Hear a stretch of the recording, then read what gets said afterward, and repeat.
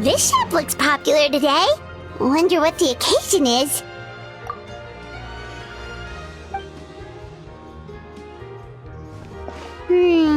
Butterfly Dew Cosmetics now on sale. Huh, looks like it. Oh, Siggewinne's here too! Hey there, Siggewinne! Hello there, Traveler and Paimon. I hope you're keeping yourselves fit and healthy. You bet we are! So anyway, what are you doing here, Siggewinne? The Duke insists I take regular vacations in the Court of Fontaine. This one just so happened to coincide with a promotion for a new skincare product, so I came over to take a look. I like to keep up with the latest industry developments when I can, to help me with my magazine articles. Wait, you write? For a magazine? Which one? It's called Beautés en Fleur, and it's run by the Fontaine Beauty Association. I've done lots of articles about skincare for them, using the pen name Maritime Flower. Oh, wow! You're a Maritime Flower? If Paimon's not mistaken, you're one of the leading figures in the Fontaine Beauty Association!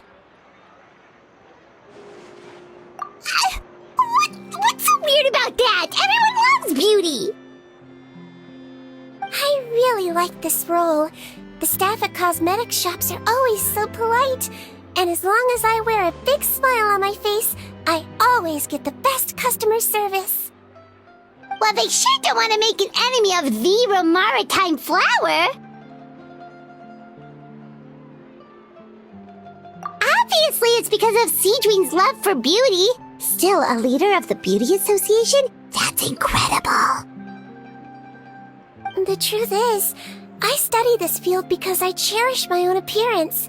It has nothing to do with being beautiful or not.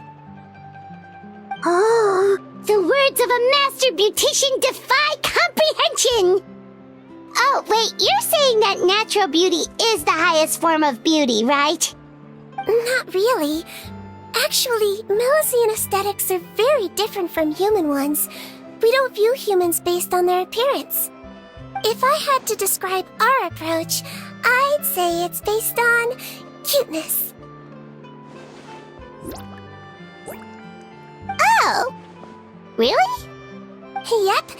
Still, I really value my current appearance, and in the process of taking care of it, I've ended up learning quite a lot about skincare and stuff. It turns out, my knowledge and experience is pretty popular with beauty product lovers. It came as a big surprise to me, though. Oh, Paimon gets it now. But speaking of your appearance, how come you look human anyway? Are you like only half Melusine?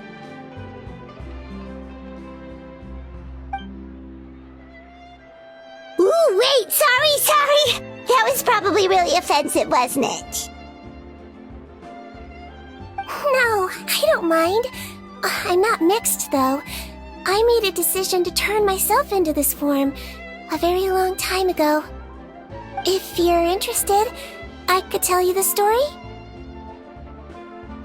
A shape-shifting story?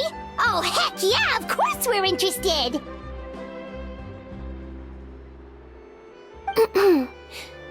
Once upon a time.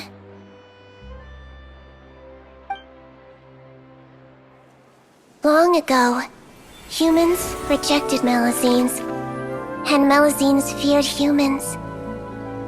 There was one Melusine who became fascinated with human medicine, but no human wanted her help.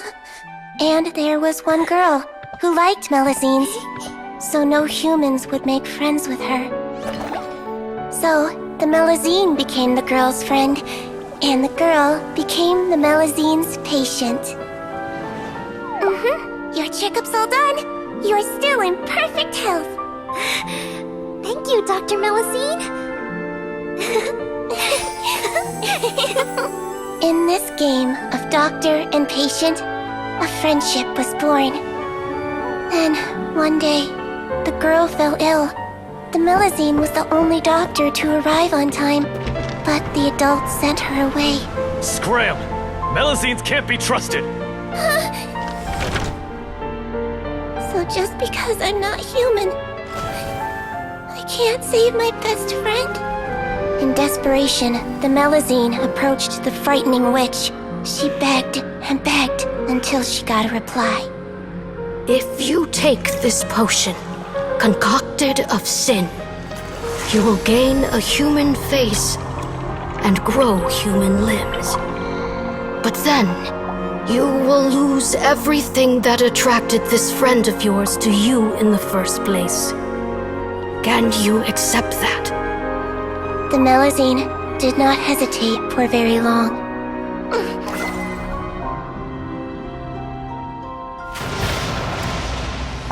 On a rainy night, a little doctor knocked on the girl's door. The doctor wore a hood and raincoat, maybe to protect her from the rain, but maybe also to hide a secret. The little doctor held the girl's hand and treated her illness, just as she had so many times before.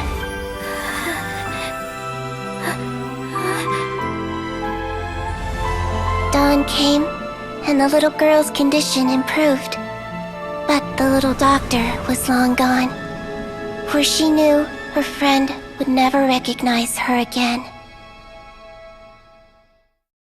And so, since then, I've lived my life in human form. Most people who know me just think I was born this way. Ooh. A witch?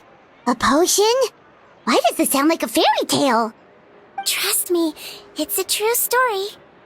Must be the way you told it then. It just sounds so...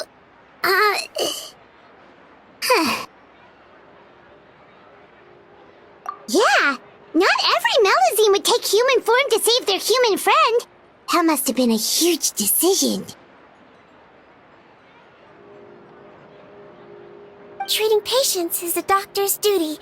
We must always find a way, even when the going gets tough. Ugh. It's so crazy that they turned you away just because you were a Melusine, especially when their daughter was so sick. Well, sometimes appearance can be a real barrier. But that was a long time ago. I like how I look now anyway.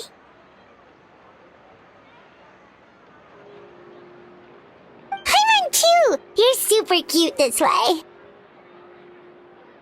Attention customers! Thank you all for waiting.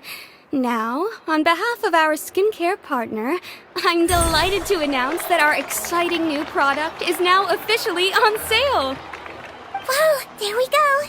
Let's have a look, shall we? Oh, Paimon, if you want to buy any skincare products, I'll be happy to give you some suggestions. Really? Personal advice right from a leader of the Fontaine Beauty Association? What an honor! Allow me to introduce our newest skin lotion, Butterfly Dew. I'm sure many of you have already read about this product's trials in the newspapers. To say that it improves skin quality is an understatement.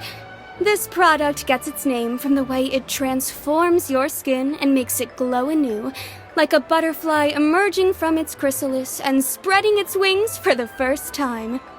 We are thrilled to have the inventor of this fantastic product with us here today.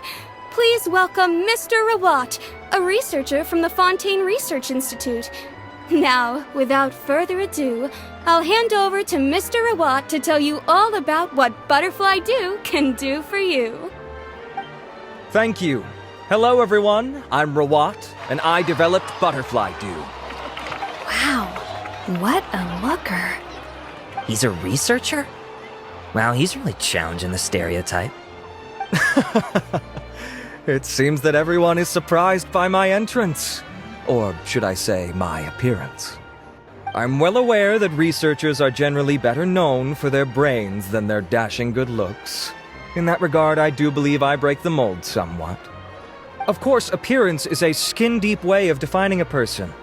And yet one's appearance can be a very real set of shackles, holding a person back in their life. It can rob a young person of their self-confidence when applying for a job, dissuade a young lady from approaching the one she loves. Our actions are at the mercy of our appearance, and we slowly become the very person that the outside world sees us as. But what if I told you that those shackles can be broken? If our appearance prevents us from changing, then let us first change our appearance itself. Wash away moles, birthmarks, and wrinkles, and they can no longer rob us of our confidence. Replace them with luster and radiance, and we shall never again hang our heads in shame. That is why Butterfly Dew exists. Its mission is to allow us to shed our pupae, undergo a complete metamorphosis, and embrace a new life. Well, whether it actually works or not, after that speech, Paimon's already sold! Mr. Rawat, could I ask if you've used this product yourself? Of course, I tried it many times while I was testing it. You can consider me a product ambassador. Wow, then it's sure to work! Still, I don't expect to convince you just by blowing my own trumpet. So, could I get a volunteer from the audience to try it out? Oh, Paimon volunteers!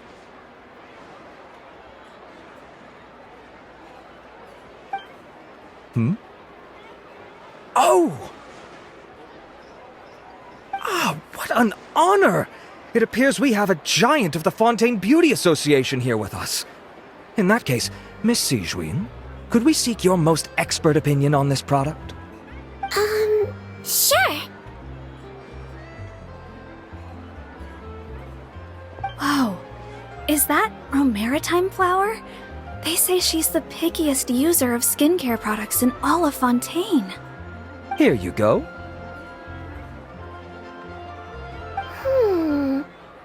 Well, it's very kind to the skin, and the absorption rate is high. Even for Fontaine, this is a first-rate product. Wow, now that's high praise! I'll take one. Any discounts? All right. Well, all that remains for me to say is, Butterfly Dew is now on sale!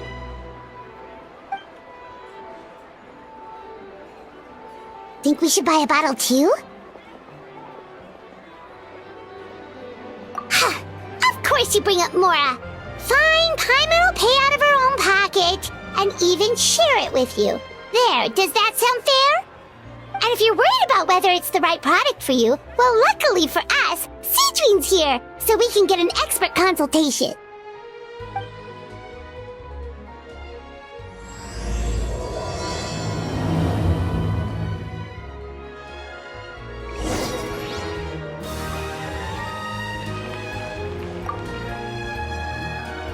It's an honor to receive such high praise from you.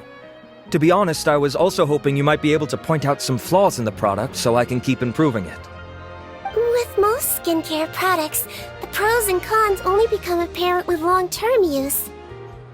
Yet, this one has instant benefits, improving skin quality without any obvious side effects. It's one of a kind. Don't worry though, I plan to keep using it, and I'll publish regular reviews in Beautés en Fleur. You can read my thoughts there. All you need to do is subscribe. Oh, I was hoping for a more casual conversation, but you are a beauty association leader after all. I understand if you want to keep this professional. Siggewinne! Oh, excuse us, Miss Beauty Expert, but do you think this product is a good choice for me and her? Wait, are you the renowned traveler? That's right, and by her side, the equally famous Paimon. Well, I don't normally handle customer questions personally, but since it's the traveler asking, allow me to make an exception. Butterfly Dew is made for all skin types, so no matter who you are, you can rest assured that it will be kind to your skin. If anything, it might be marginally more effective on Fontainian's skin, but other than that, it works the same on everyone. Why would it work better on Fontainians? In the interests of protecting my trade secrets, I'm afraid I can't answer that, Miss Paimon.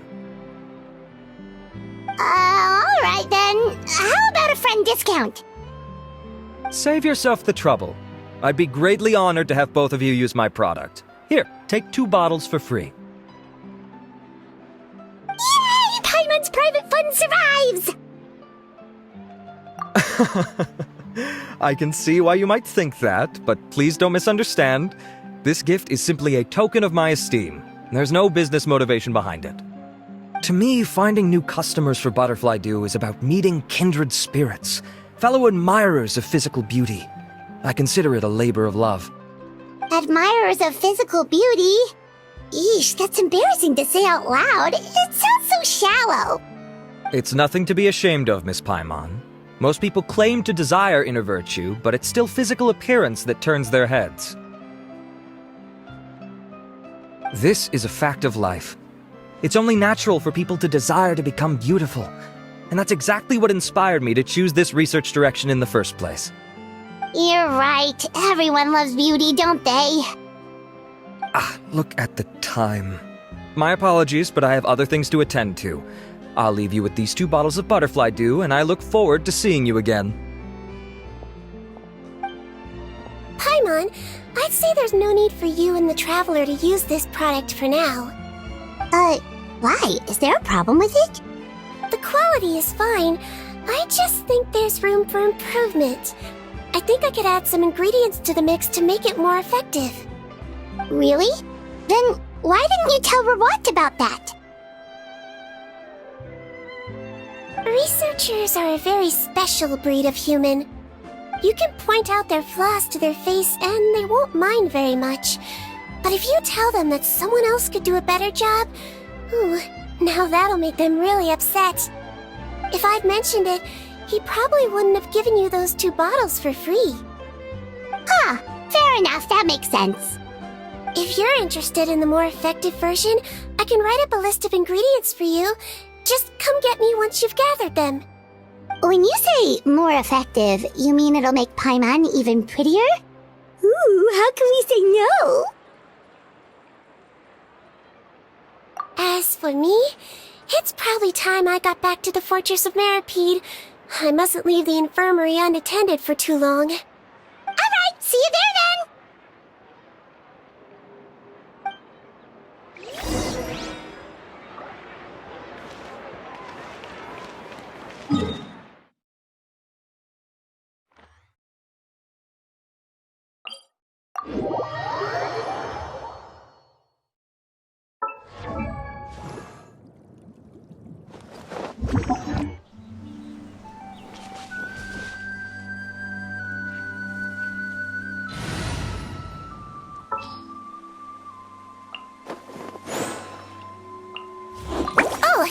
Anyone need a... Just up ahead, Traveler! The ingredients for Siggewinne should be nearby!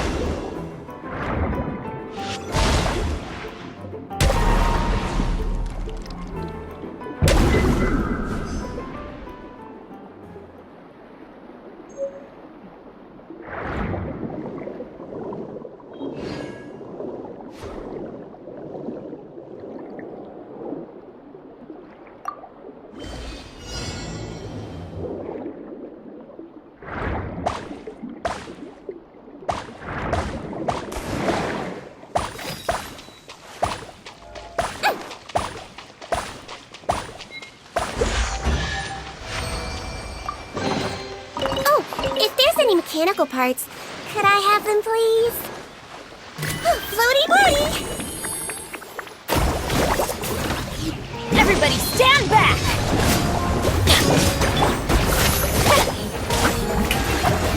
Midnight Phantasmagoria.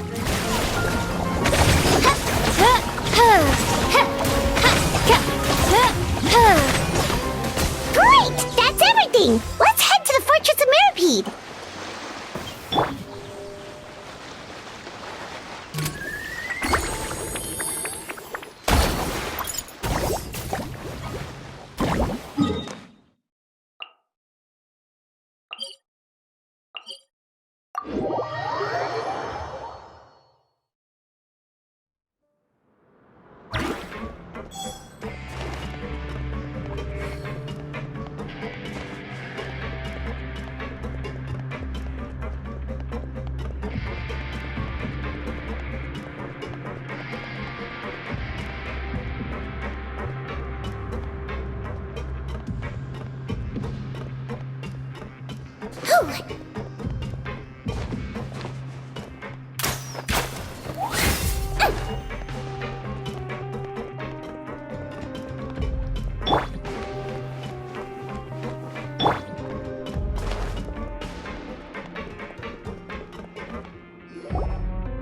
Whoa, the infirmary is packed! Please, you have to believe me. I saw it with my own eyes last night. Another me! He looked exactly like me. Got it, okay. I've written down everything you told me. Now, I have a few tests to run. Take a deep breath, and don't worry, it's nothing to be nervous about. First, which finger am I holding up? Your index finger, but I'm telling you, my mental state is fine. I'm not crazy. Very good. Now, on to the next. Hey there, Your Grace. It's been a while, huh? Ah, it's you two. Indeed it has. I would offer you some tea, but I'm afraid the timing is unfortunate. Duty calls. No worries. Actually, we were looking for Siggewinne. Do you, know what all of this is about? This inmate came running to the guards in a panic, claiming to have seen his exact doppelganger. A doppelganger? Doesn't that just mean someone else kinda looks like him? And that's what I thought when the report first reached my desk. But we've inspected our records. No one even vaguely resembles him. Considering how certain he is of what he saw, I can only surmise that he's having some mental issues. So I brought him for a medical evaluation. All right, very good. Take a sip of water and rest for a bit. Evaluation complete. I couldn't find any symptoms pointing to a physical condition. I see. So do you still believe there's more likely to be an issue with his mind than his body? I have to assume so for now. Psychological issues are more difficult to detect. At this stage, we can at least confirm that he is in command of his cognitive faculties. The rumor mill will go crazy if word of this gets out. Guards, take him to the ward for a period of observation. The Marechaussee Phantom has requested my cooperation on a case, otherwise I'd deal with this myself. Sorry for the trouble, head nurse, but I'll have to leave this to you. No problem, Your Grace. I'll add him to my observation list. By the way, we have a couple of guests here who've made the trip just to see you. I imagine it must be important. You probably won't need to add them to your observation list, though. Oh, Traveler, Paimon, it's you. Hey there, Siggewinne! It's actually not that important, but... I'll be in my office if you desperately need me. Goodbye for now. Okay, bye-bye! So, Siggewinne... Would you mind waiting for just a moment? I have another patient to see. Just find an empty bed and take a seat. I won't be long. Oh, sure! Siggewinne, we've brought him. And he seems to have taken a turn for the worse again. Okay, don't panic. Let's start by sitting him down here. Paimon had no idea how busy it can get for Siggewinne. Maybe now's not the time to ask for her help with skincare. Good point. Besides, it might actually be interesting to observe her at work. Well, this could hurt, so I suggest you take a deep breath first.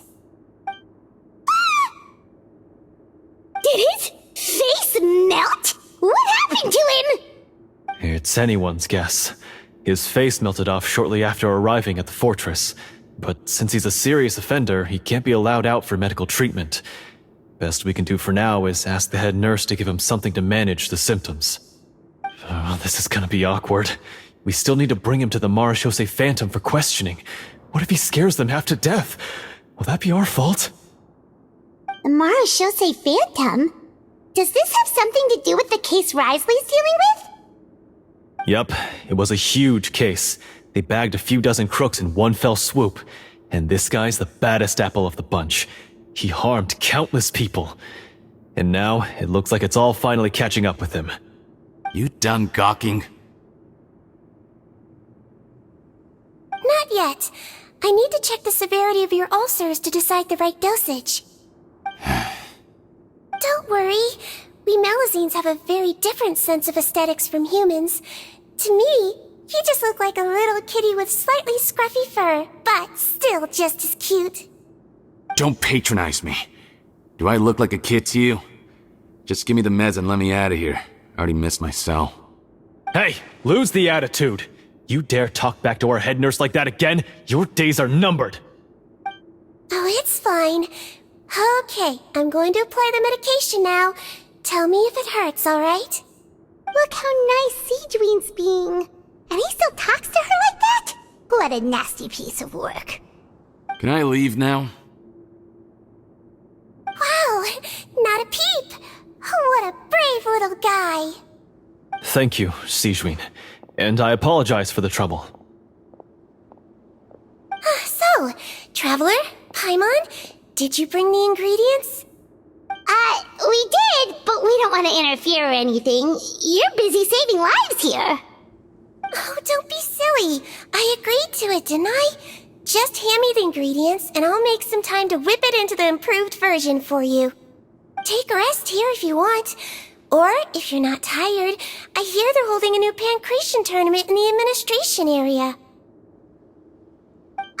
Or alternatively, is there anything we could help you with, Siggewinne? That's right! Let us help you out! It's the least we could do! Good point. Kind-hearted humans start to develop guilt if they accept free help from others. Don't worry. I'll take a look at my schedule. I'm sure I can find something to treat this condition. I gotta warn you though, it'll be tiring work. So I suggest you take a break first, then come back and see me when you're ready.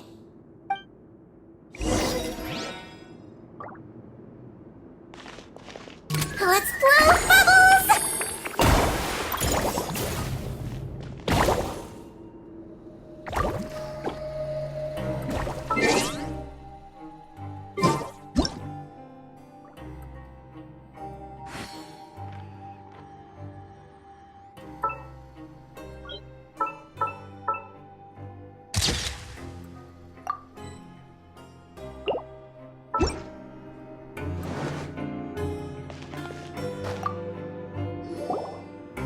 We're ready, Siggewinne! What's our first mission? I found the perfect job for the Traveler. First, I'd like you to lie down in this bed.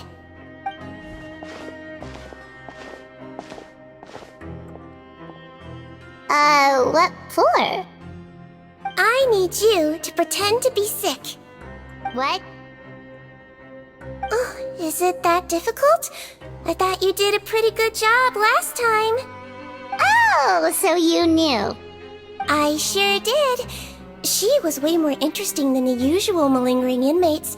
When you played along very well, Paimon, I observed you two for quite a while after that. Well, this is awkward.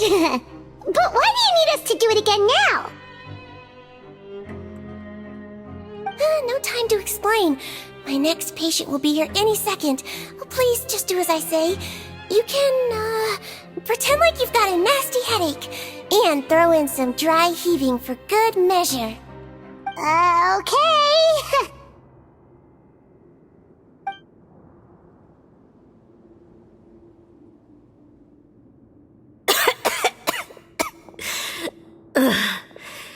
Hey, Doc, it's me. I'm only here because my mom won't stop pestering me about it. So annoying. Well, your mother has enough on her plate with a busy job.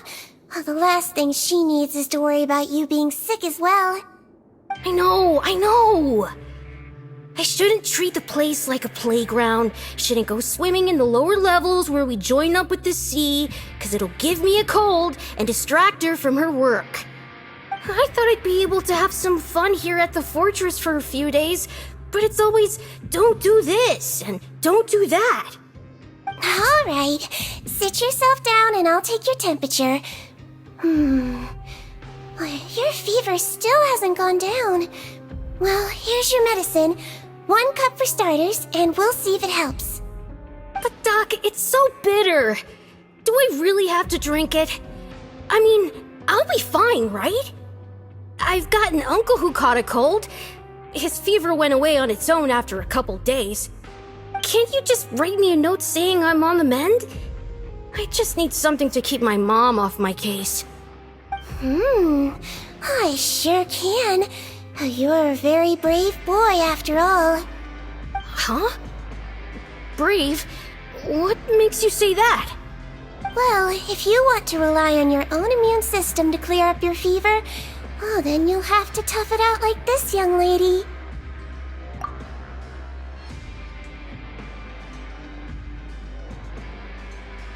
Hang in there, traveler! Are you gonna puke? Paimon can get you a paper bag! Huh?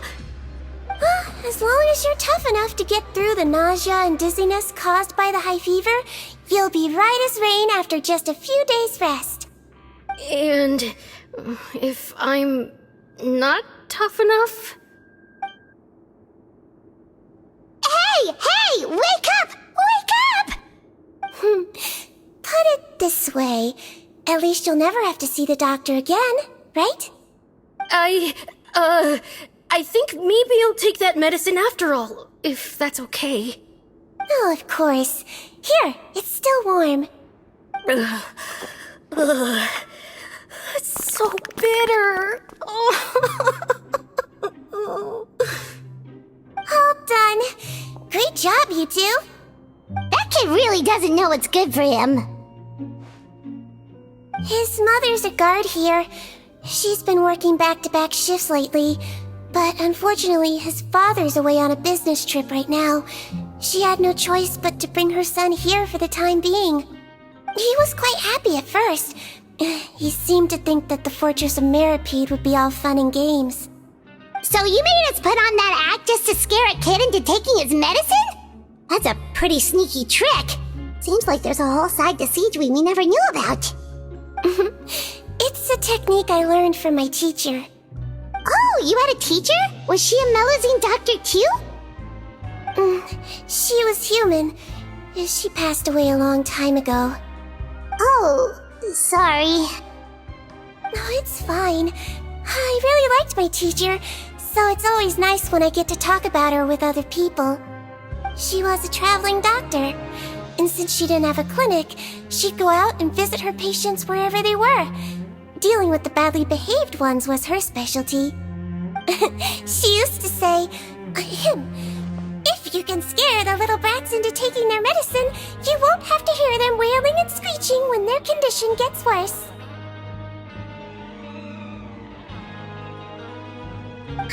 She sounds like a pretty strict teacher. Strict? Well, that's not how my teacher saw it. She thought of herself as terrifying to kids. Strange way for a doctor to describe themselves. Now Paimon's curious to know what she looked like. As it happens, I actually have a picture of her. Oh, wow, yeah, okay, that'll terrify the kids. Yep. All the children she treated thought she was a witch. Why does it almost sound like you're envious of her? Oh, because I am. If she was here, all the children would take their medicine without any need for tricks. A doctor who looks like a witch. True, they wouldn't dare try anything funny with her around. Oh, me, on the other hand, it's hopeless. Children aren't afraid of me at all. That's actually a good thing, you know? Oh, my next patient should be arriving now. Would you mind lending me a hand again? Sure thing! On to the next mission!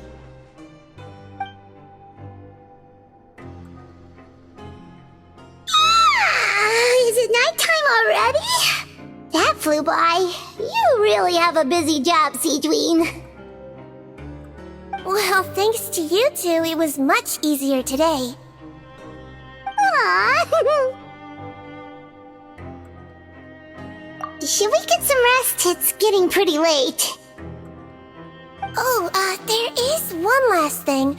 I have to keep it confidential, so I usually leave it till after everyone's clocked out. Confidential? Are you sure you can tell us? Well, it's fine. You're not living here anymore, so it's okay if you know. All it is I have to prepare some ingredients to make healthy meals with. Wait, you mean those healthy meals? My patients refuse to eat any healthy meals I prepare in front of them, so I have to prep the ingredients in secret, then let the chef at the Coupon cafeteria handle the rest. Considering even the chef's version makes people uneasy, it really makes you wonder what's in it. You want to find out? I can teach you how to make it. That way, if you ever suffer from exhaustion on your future travels, you can prepare a healthy meal for yourself. It's really good for you, you know. Sure? Guess we can help out one more time.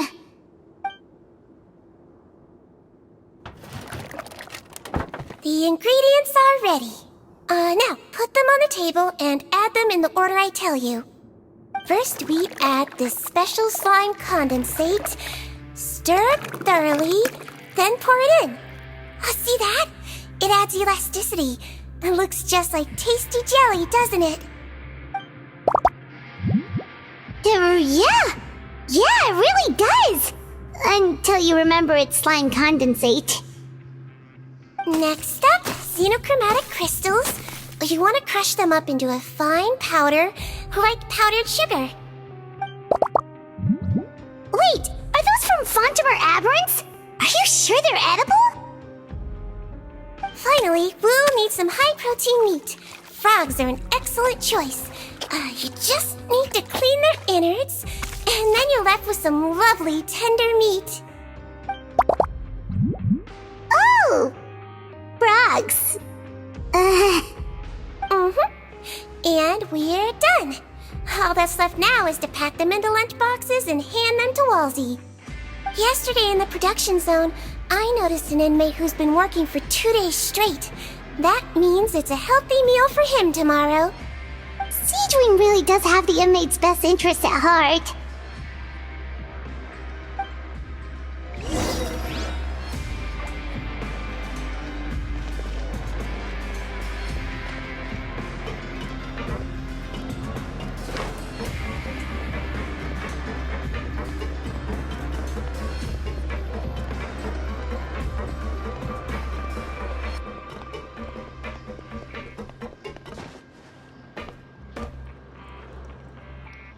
My lungs are incurable. Wibbly wobbly!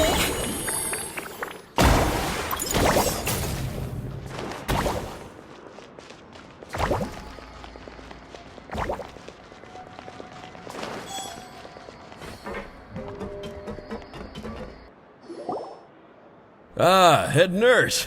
Got some extras for me? Just the one today. The serial number's on the lid. Sounds good. I'll make sure it gets delivered. Sounds like they're talking in code. Thanks for your help. Oh, it's no trouble at all. I only wish I could do more. You work so hard for all our sakes. I'd happily lose a little sleep if it meant helping you out. That won't do. If you reduce your sleeping hours any further, your health will start to suffer. All right. Nurse's orders. I'll do as I'm told. But you take care of yourself too.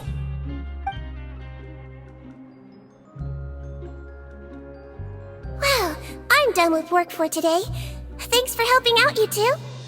Seems like the guards and staff here have a lot of respect for you, Siggewinne. In just one day of helping you with your work, it feels like we've done a lot for the fortress. Head nurse, please, wait. I'm sorry to disturb you this late at night, but I think you'll agree. This is urgent. Okay, just relax and catch your breath. What's the matter? The guard at the observation ward, Odilon, he told me to pass on a message to you. One of the inmates there, the guy suffering from possible hallucinations, well, he seems to have made a sudden recovery, and now he wants to apply for permission to leave the ward. Huh? Already?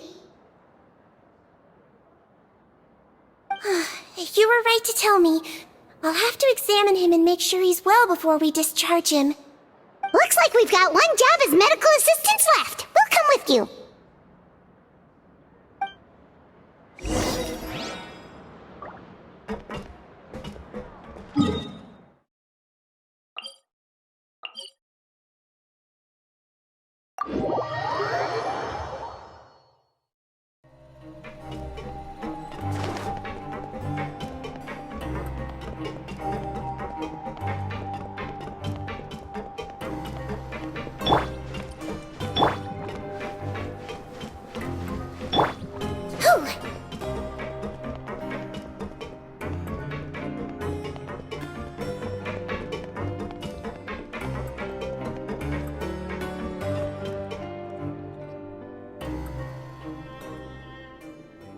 Ah, head nurse, you're finally here.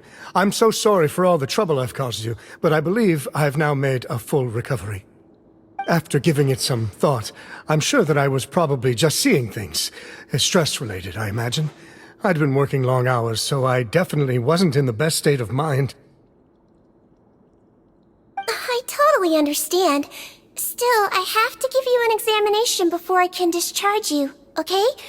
So, take a deep breath and don't be nervous. It'll be the exact same procedure as we did this morning. We can start whenever you're ready. Again, so sorry. I was in such a state this morning, I barely recall anything. Would you mind taking me through it again? Oh, not at all. It's a lot to remember. First up, we have a little cognitive test. Just concentrate and you'll be fine. To start with, which finger am I holding up? Your pinky.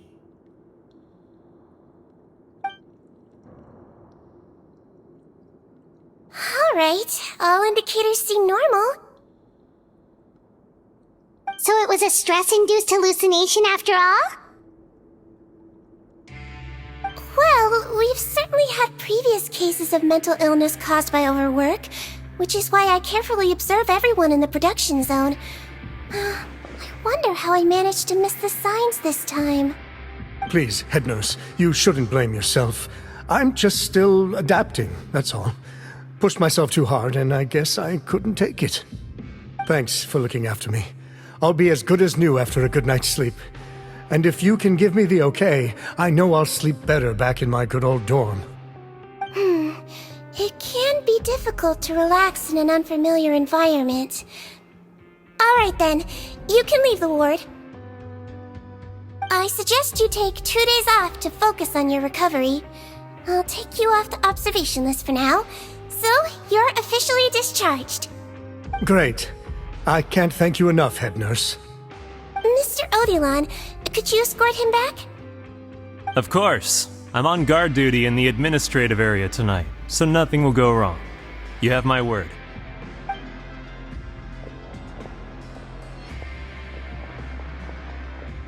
Guess you're finally done for the day now, huh? Yep. But I still haven't gotten around to making that improved lotion for you yet. Oh, no rush! Seriously, it's super late now. You should go get some rest too. Well, tomorrow it is then. Good night, Traveler. Good night, Paimon. Hope you sleep well. Oh, don't you worry. We will. After a productive day of work, we're both gonna sleep like a log. Yeah, sleep tight, Siggewinne. See you tomorrow.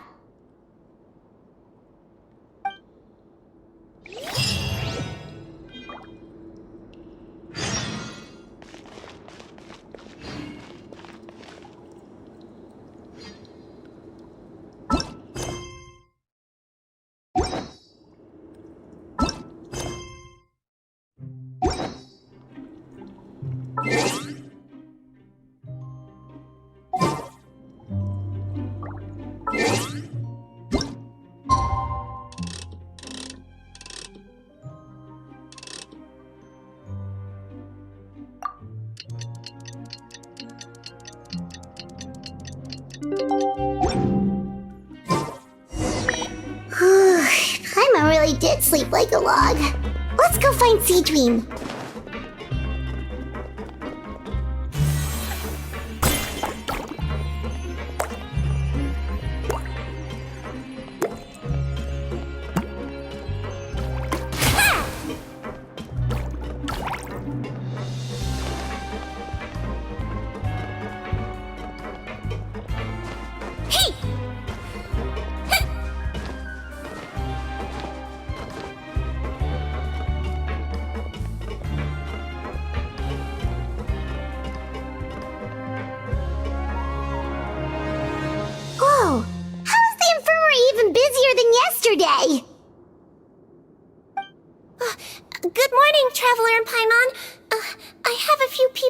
checkup, so you might need to wait for a while. No problem. Anything we can do to help? There's a bit of a complicated situation here. I'm still getting to the bottom of it myself. You have to believe me. I'm telling the truth. You're in a medical facility. Keep it down. Please, listen to me. I'm not Gascon. I'm Uy. You're a horrible liar, you know that? We get all your mugshots with the arrest warrants. It's clear as day that you're Gascon. You mean because of the way I look? I don't know what happened. I just woke up like this. Then you guys dragged me in here for an interrogation. I brought you here to figure out what's going on. If you truly are the victim of an injustice, yelling isn't going to achieve anything. At most, it'll delay your vindication. All right. I get it. This is nuts. Yesterday's interrogations went fine, and now this. Morning, Your Grace. What's going on? Remember the case I mentioned yesterday? The one brought to me by the Marechaussee Phantom? Well, we've been questioning the inmates involved this morning. Every single one of them is claiming mistaken identity. Huh. That's even weirder than what that guy was saying yesterday. The thing is, none of them have been able to provide any evidence whatsoever to support their claims. Questioning them further got us nowhere, so for now, we've brought them to the infirmary. And we thought yesterday was as busy as it got for Siggewinne. We've compiled their statements. Have a look. Perhaps there's something we missed.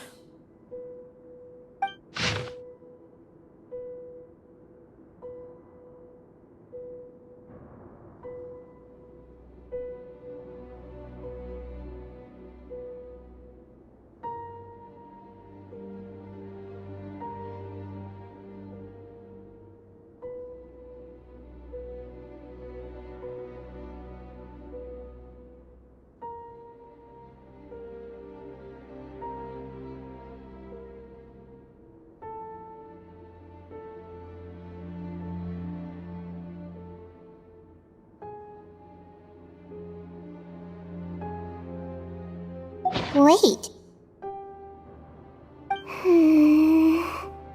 Release? Interesting. The inmates they spoke of in their statements appear to all be due for release today. I noticed that too. If that's their plan, they're underestimating us a little. Every serious offender claims that there's someone else who just so happens to be due for release today. And they're expecting us to go along with that. All the more reason to be cautious. Lumberzar, check the release list for today and make sure no one gets processed. We're gonna need an excuse, though. Just say we're out of forms, and that we're furiously printing more as we speak. I'm on it. It's conceivable that our group of serious offenders somehow found a way to switch places with inmates who are about to be released, so they can walk out right under our noses. We did consider that possibility. But I mean, just look at them. They match the warrants, period. How could there have been a switch? Only if they're dead ringers for the inmates due for release, I suppose. I gave you that name list yesterday to assist in your investigation. Did that help? Yes, the inmates' mugshots were attached to the list. The first thing I did was check for lookalikes, and I didn't find any. The only other thing that stands out to me is that their voices sound a little different today. But it's not exactly hard to put on a fake voice. Oh, really? What does our head nurse make of all of this? Give me a moment. I think I have a way to confirm whether there's been a switch. I know, it's not time to change your dressing yet, but please bear with me.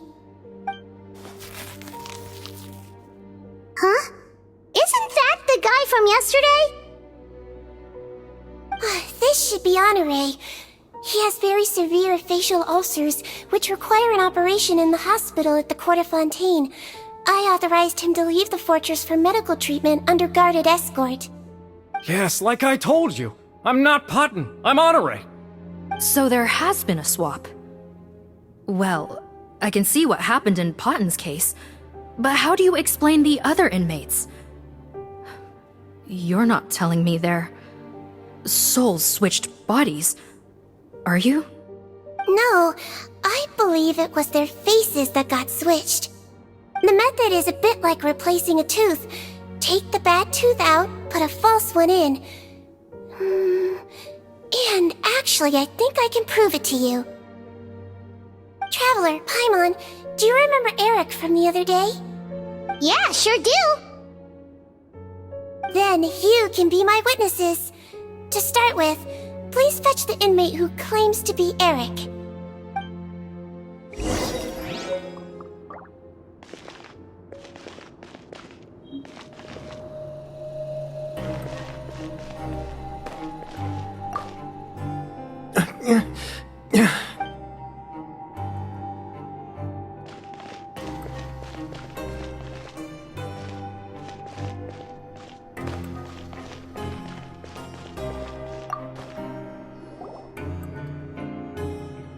So, you're Eric? Yes, head nurse, it's me. You do believe me, right? I need to do another examination on you. Same procedure as yesterday. All right, it's the cognition test first, right? So I need to concentrate. Now, try to recall if you can. The last time we did this test, which finger did I hold up? I believe it was your index finger. But that means...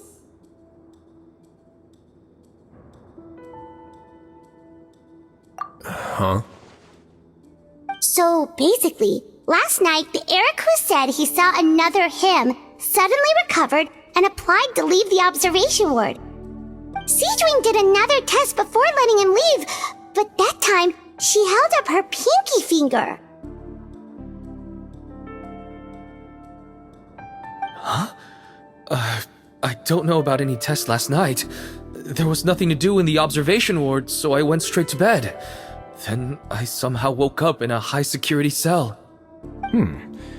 Well, in that case, there is a reasonable explanation for the strange events of the past 2 days. So, what exactly happened? The gang of serious offenders wanted to break out of prison, so they identified a group of scapegoats, namely inmates whose terms were almost up, and planned to switch appearances with them.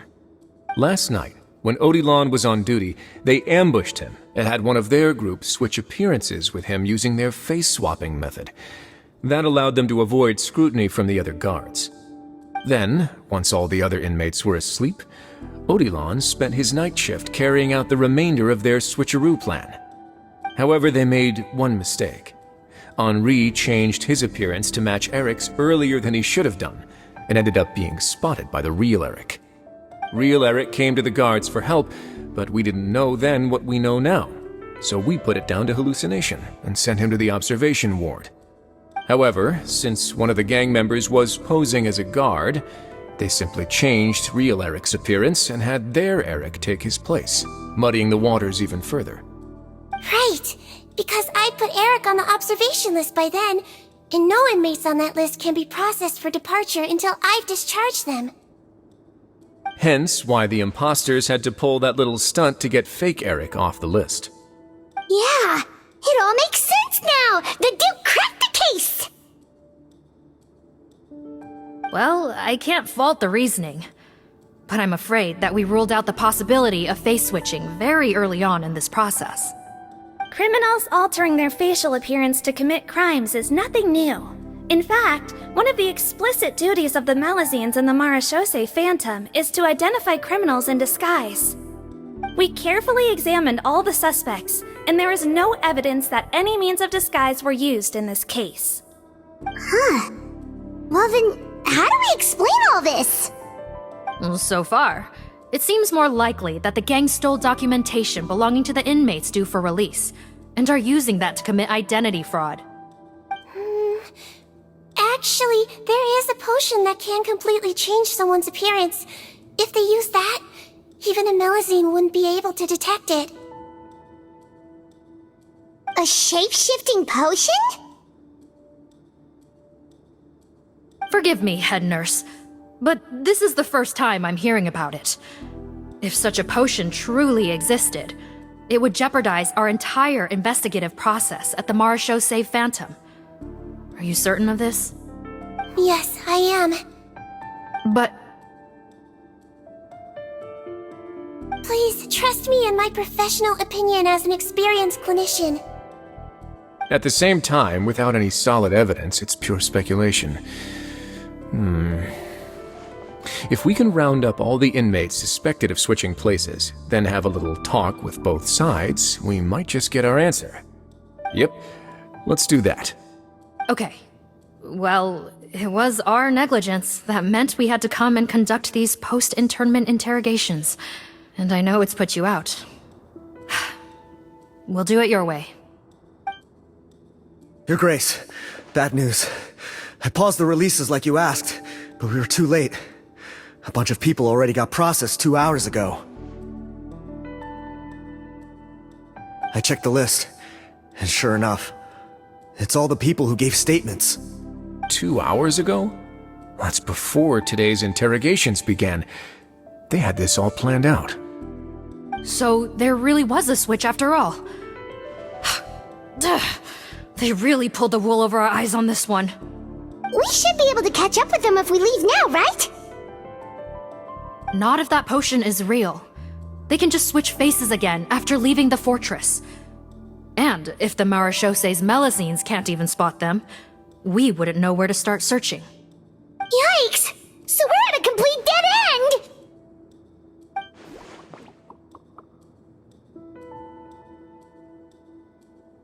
Well, technically there is one more lead we could follow up on. We were only able to arrest this gang thanks to the help of a researcher from the Fontaine Research Institute.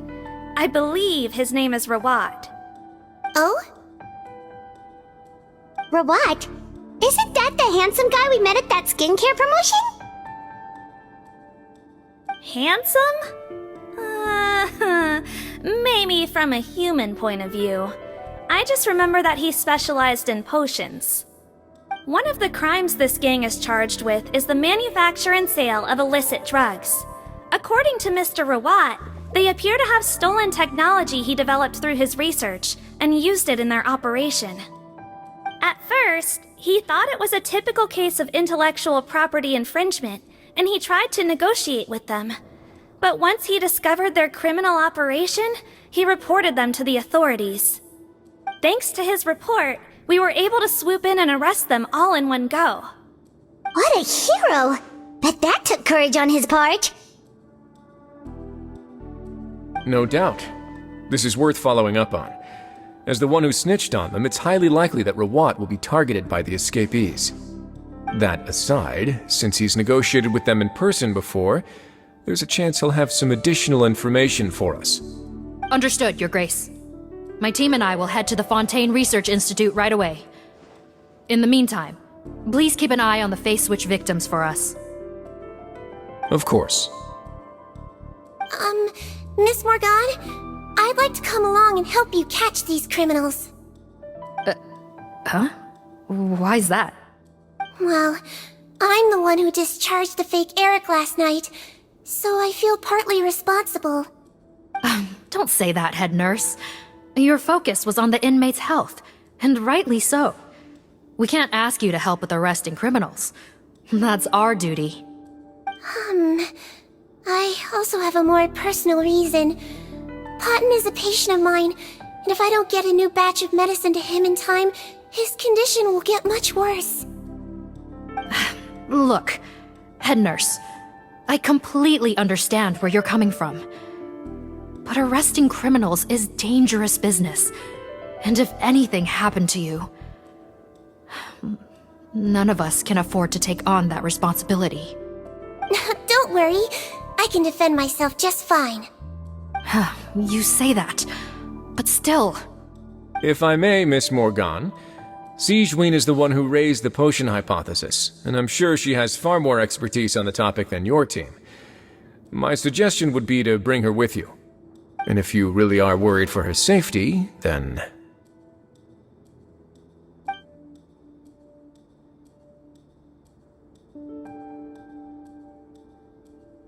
Ah, there you go, right on cue. Knew I could count on you.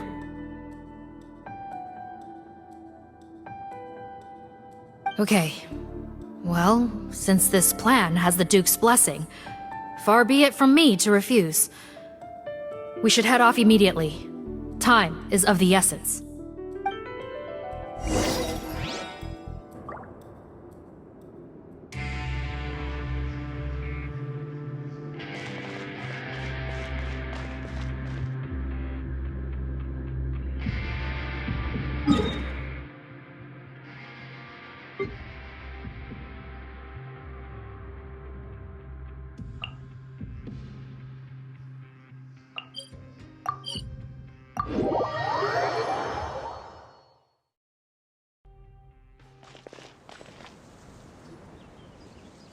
Greetings. Sorry to impose, but I'm afraid we're here on urgent business, and we're gonna need you to cooperate. The Marsh is a phantom. Let me guess, you're investigating some more illegal research? Not this time, no. We're looking for a researcher. Do you know where we might find Mr. Rawat? Rawat. Oh yeah, Mr. Handsome, right? He actually doesn't work on site here very often. There's a handful of researchers in the nearby area who know him pretty well, though. You can see what they know. Just a handful? Paimon figured he'd be the most popular guy around. Well, I guess you could say he's popular, at least on a superficial level. He's blessed with good looks, so he tends to make a good first impression on people. But in all his time here at the Fontaine Research Institute, I don't think he's ever had a single deep conversation about his research with his peers. That's no way to make real friends around here.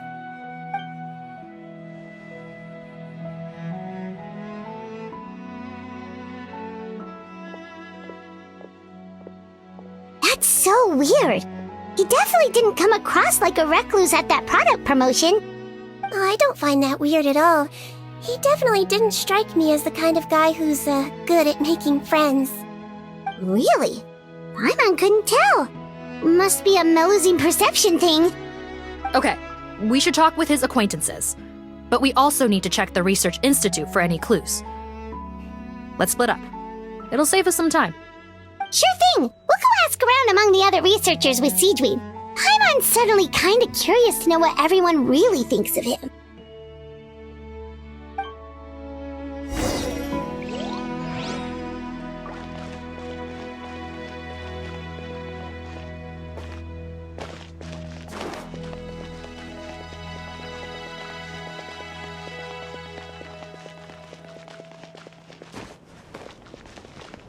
Floaty birdie!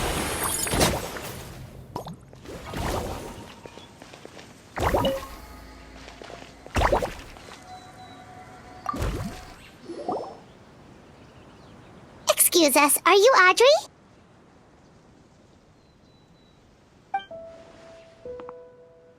That's me. What is it? Are you close friends with Rawat? We're trying to find out where he is. Close friends? You mean because I told him I had feelings for him once? I doubt I'm the first or last at the Institute to make that mistake. Why would you single me out as a close friend? I should have known, really. Men like him, they just enjoy being surrounded by fawning women. They're not interested in a serious relationship. Okay. We were just kind of wondering if you might know where we can find him. Why would I know where he's at? I barely know him, and he probably doesn't even remember me. Ugh, this is getting annoying. Shall we go ask someone else?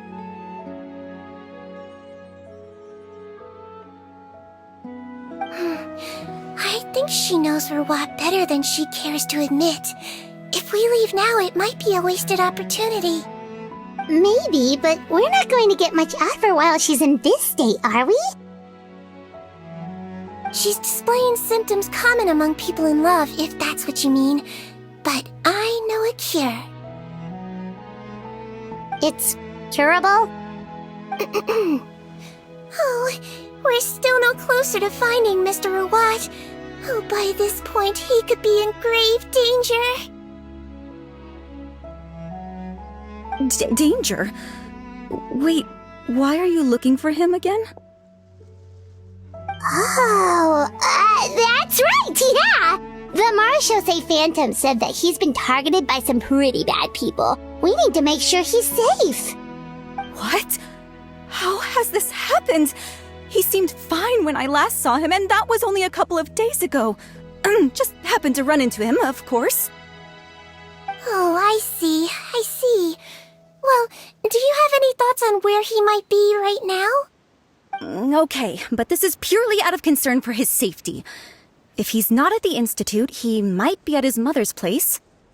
I heard she raised him alone, that they had it pretty tough financially, and these days she's housebound due to illness.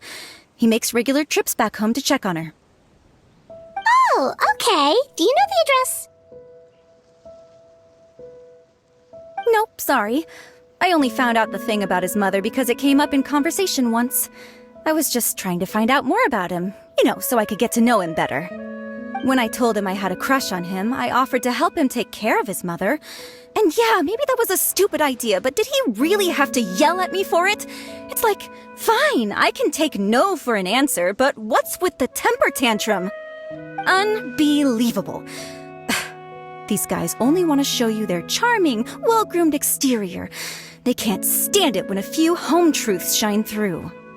Looks like her love syndrome is flaring up again.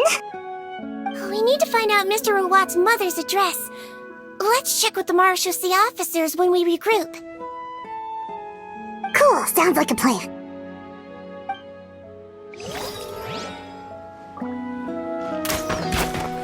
Yeah!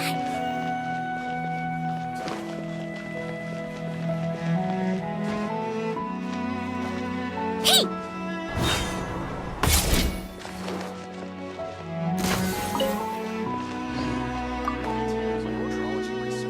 Sorry to bother you, sir, but are you Bertram? Who's asking? Just some concerned citizens helping out the Marechaussee Phantom with an investigation. We'd like to ask you about Rawat's whereabouts, if that's okay. We're told the two of you are pretty close. Not anymore, we're not.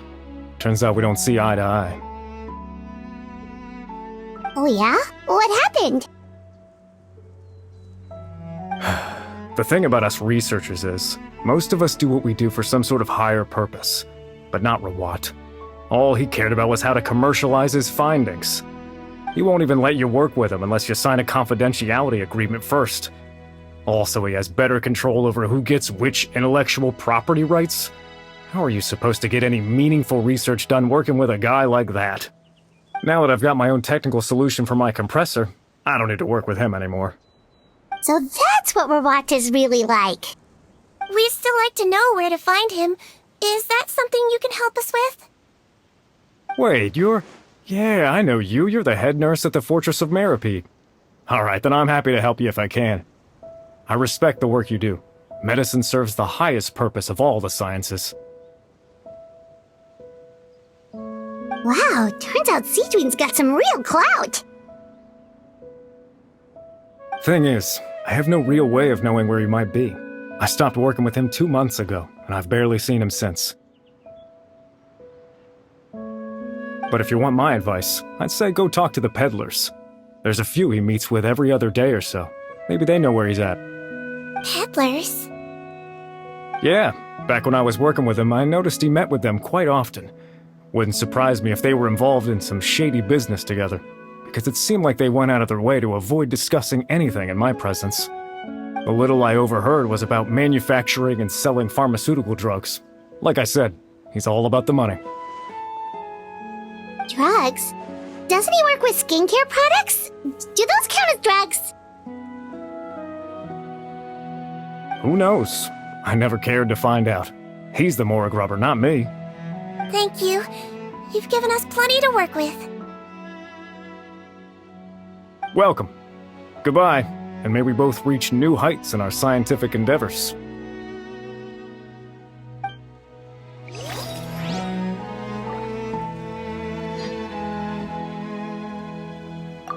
If my research project works out, the development of underwater spaces should become much easier.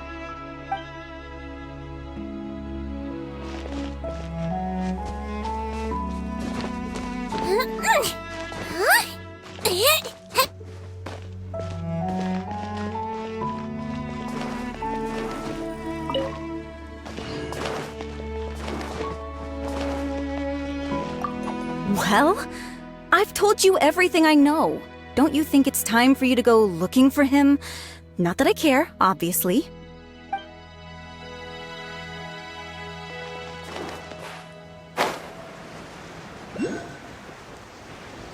Don't slip and fall!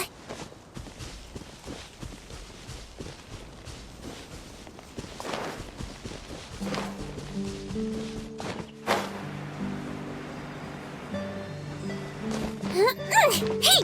Huh?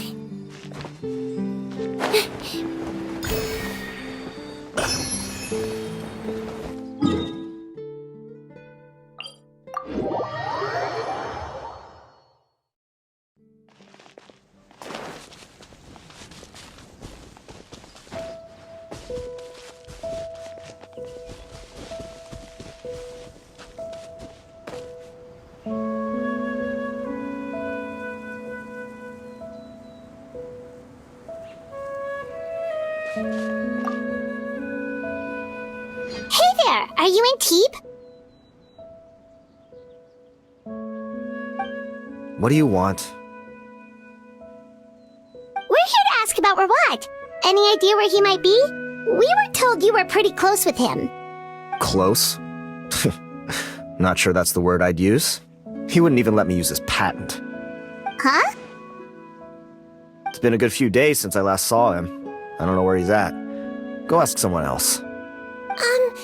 Would the patent in question happen to be related to the new skincare product he developed? Yeah, kinda. Butterfly Dew, or whatever he calls it. I heard he made a tidy sum off of that one. Okay, now we're getting somewhere. Keep going. Most of the other researchers here focus on mechanics, energy, stuff like that. I get why he wouldn't be interested in having anything to do with them. But I'm studying coatings. There's a huge overlap in our areas of research. Why would he refuse to work with me? I bought his product once and noticed it contains a unique substance that might have applications in coatings too. If it worked out, I could probably make as much as he's making. Don't get me wrong, I had no intention of plagiarizing his work. I was hoping to get official permission to use his findings in my own research. Followed the proper procedure. It was all above board. I would have had to pay him a license fee and everything. But despite that, he turned me down not once, not twice, but 3 times. It's like he's vehemently opposed to the idea of anyone else making the kind of money he does. Huh, so is Rawat antisocial, or is this guy just jealous?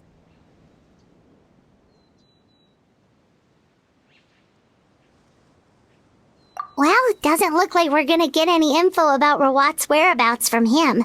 Let's go! Wait, 1 second. Mr. Antibes, next time you go shopping, you should buy some Buell fruits. Peel the skin, steep in water, then drink. It'll help calm your mood. Huh? Yeah. Thanks. Well, that's all 3 researchers. Let's head back to the meetup point.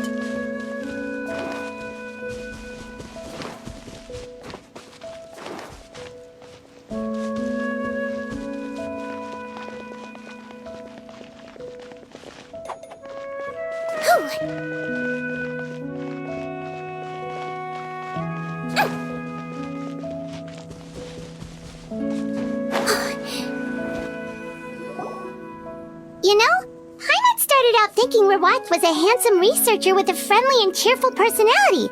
It's such a surprise to learn that his peers have a different impression of him. So, what's your view of him now, Paimon? A handsome researcher whose difficult upbringing turned him into a profit chaser with a chip on his shoulder? So your thoughts about his appearance haven't changed at all? Well, his looks are kind of a big deal, at least in Paimon's opinion. How does such a handsome guy end up being so antisocial? Even with his difficult family background, it just doesn't make any sense. You can't judge a person solely based on their appearance. Head nurse. Traveler. I assume you've spoken with the researchers. What did you find out? Bertram mentioned Rawat's involvement with some pharmaceutical merchants. Do you know if he's registered any pharmaceutical brands? Since he was a whistleblower on such a huge case, I ran a background check on him. I don't remember there being any brands under his name. How strange. If he was so focused on commercializing his research and averse to sharing his technology with others, why wouldn't he have registered his own brands? Maybe he and his business partners needed to avoid public scrutiny? You think he may have colluded with the gang? Well, the crime was manufacture and sale of drugs, and that would certainly be in his wheelhouse. We can't rule it out. Isn't that pretty unlikely, though? He was the one who blew the whistle on them! Most children who come to me with tooth decay have suffered pain for a long time already, but they'll still try to hide the fact that they eat too many sweets. Grown-ups and children aren't so different in that regard. If you say so. I saw him when he came to make his report, and I certainly didn't get the feeling that he was the type to collude with criminals. Perhaps it's more likely that they were coercing him. You mentioned that he comes from a poor family. So, it's possible that the criminals approached him asking for academic support, luring him in with the promise of riches. By the time he discovered who they really were, he was in too deep. They had leverage on him, so he was forced to keep working for them.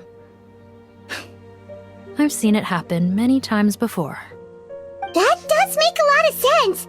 It would definitely explain why he was so unwilling to cooperate with his fellow researchers. No wonder he's so unsociable. He must be on edge all the time with a gang of crooks breathing down his neck. In that case, the situation could be worse than we thought. If Verwat was working with the escaped inmates, they're sure to know more about his whereabouts than us. Oh, there's a good chance they'll get to him before we do. Based on the information we've gathered so far, he was last seen 2 days ago. If no one's seen him since, maybe we're too late. 2 days ago? So he went missing right after that product promotion. That was the same day he reported the criminals, too. Not a good sign. Don't worry, everyone. I believe we still have a chance. Since he disappeared right after blowing the whistle, it's likely that he's gone into hiding. Yeah, he must have been worried that they'd come for him. All the more reason to find him as soon as possible. The only lead we have at the moment is his mother's house, which you mentioned earlier. Seath, think you can find the place? Yep. When you register a brand, the Court of Fontaine requires you to provide a legal address. The one Rawat wrote down was in the outskirts of the city. That should be the place. Okay, then there's no time to lose. Let's move.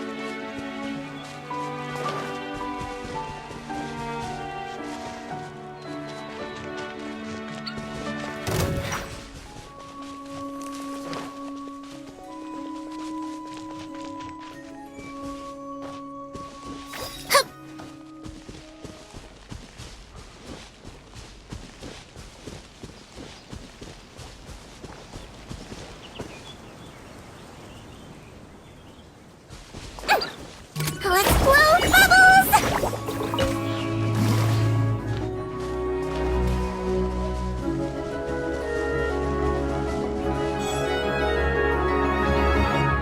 All right, this should be the house. I'm pretty sure this was the address. Okay, I'll knock.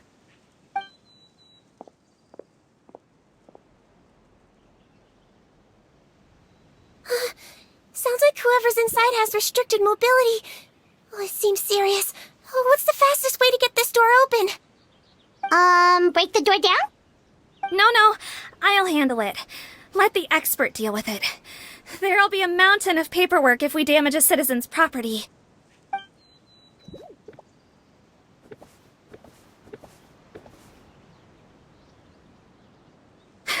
Calm down.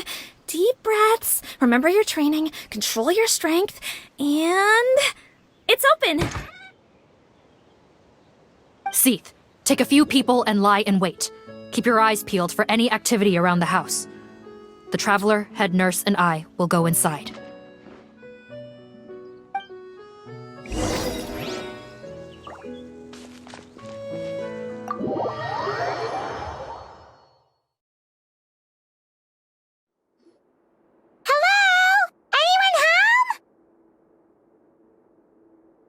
Oh, there. On the bed, there's an old lady. That's gotta be Rawat's mother, right? She doesn't look like she's in any state to be answering our questions, though.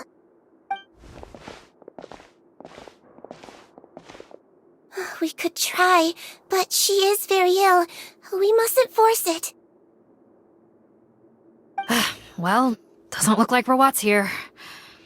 She's the only one we can talk to. Yep. Allow me. Hello, ma'am.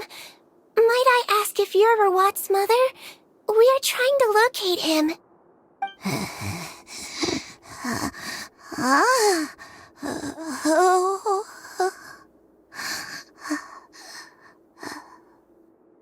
Hard of hearing, perhaps.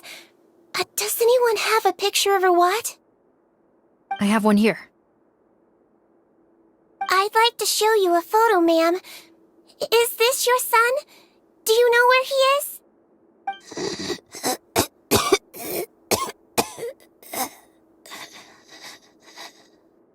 Looks like this isn't gonna work after all.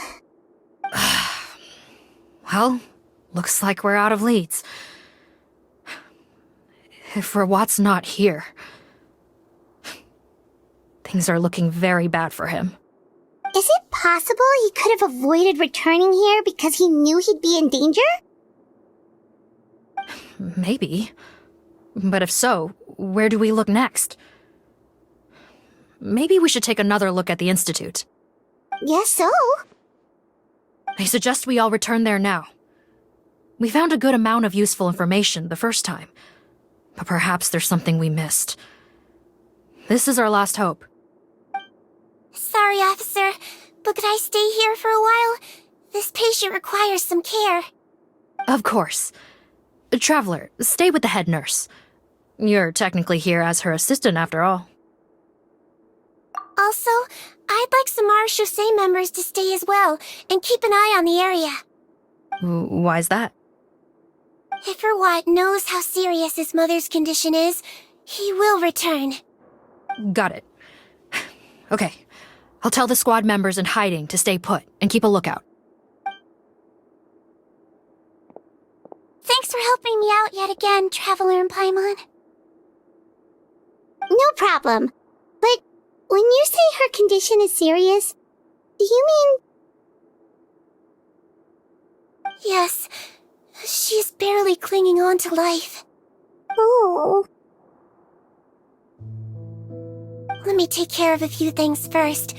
Could you pass me the towel over there? Yeah, of course.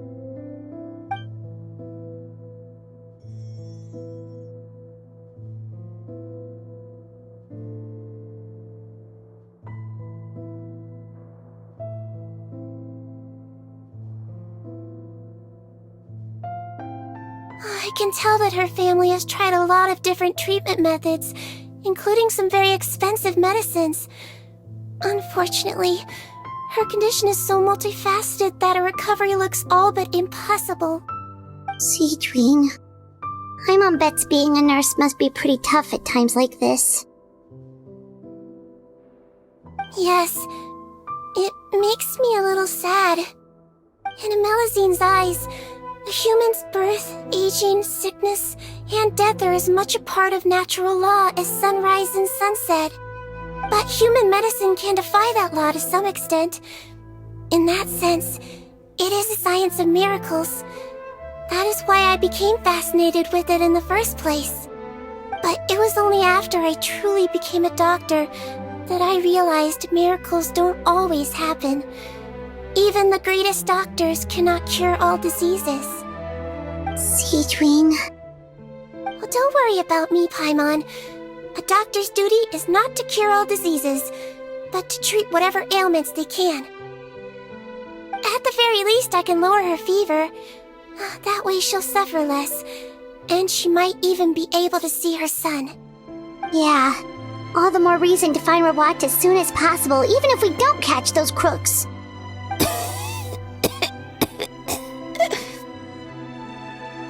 Oh, her fever is getting worse. Could I get some hot water? Sure, we're on the case.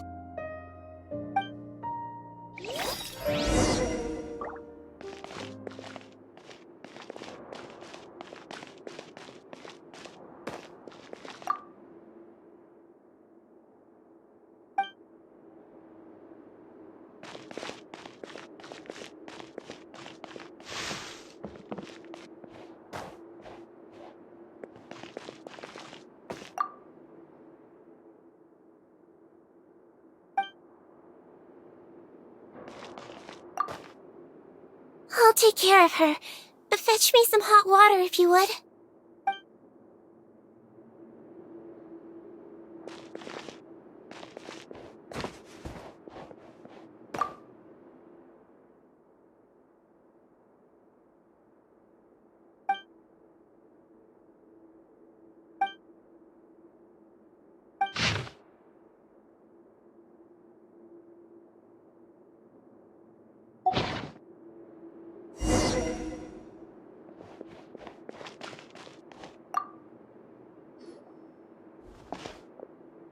Found the hot water? Sure did. And look what else we found. Judging by this journal, it seems like Rawat has a private lab. There's a good chance he could be there right now. We gotta go tell Officer Morgan right away. Oh, that's great news. But hold on just a moment. The wet towel is ready. I'm giving you another injection. Are you feeling better now?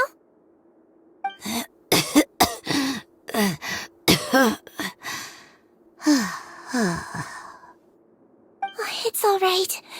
We'll go bring him back. Please hang in there. Thank you.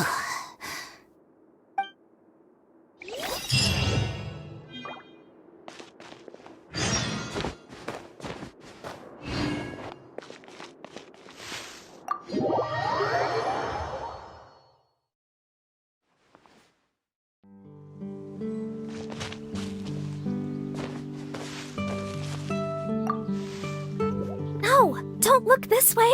I'm supposed to be hiding, remember? Captain's orders.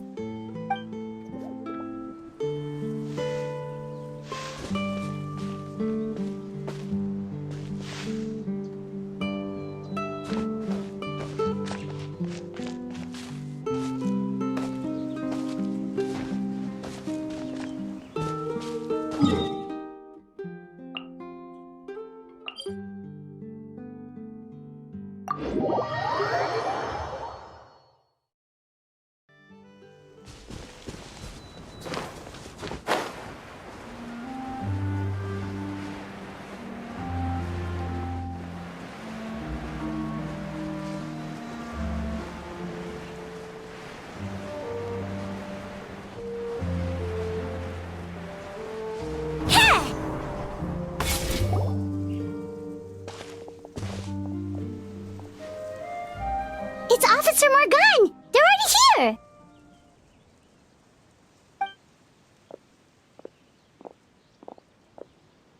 We came as soon as we heard the news.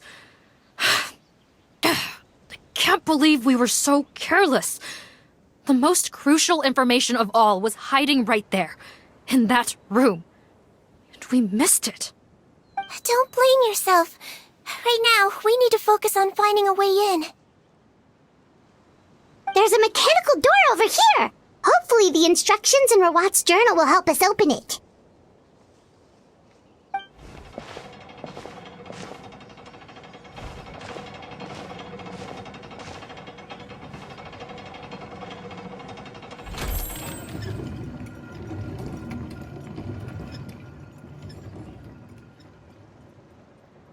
It's open.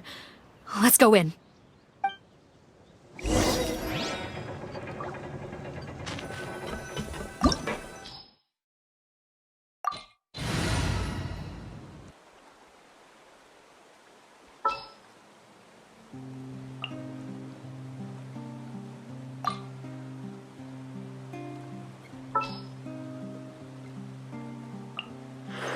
Time to broaden the horizons again.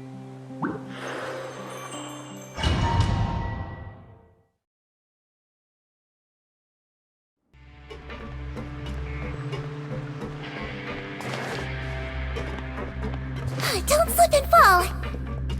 How did they get in here? Captain, up ahead! Those look like our fugitives! So they found this place too? Don't let any of them escape!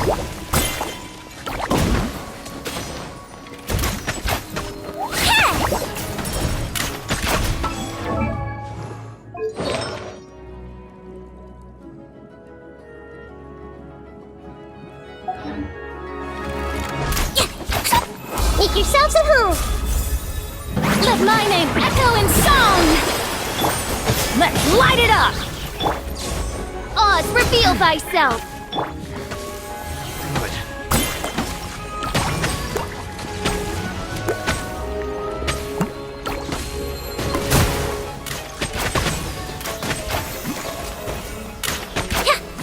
Yeah! Wibbly wobbly!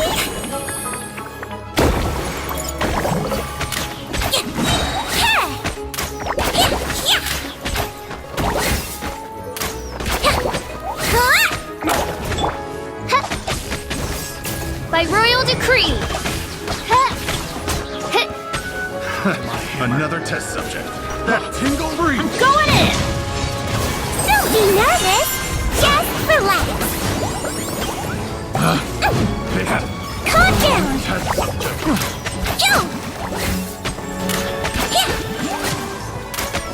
Take two to go.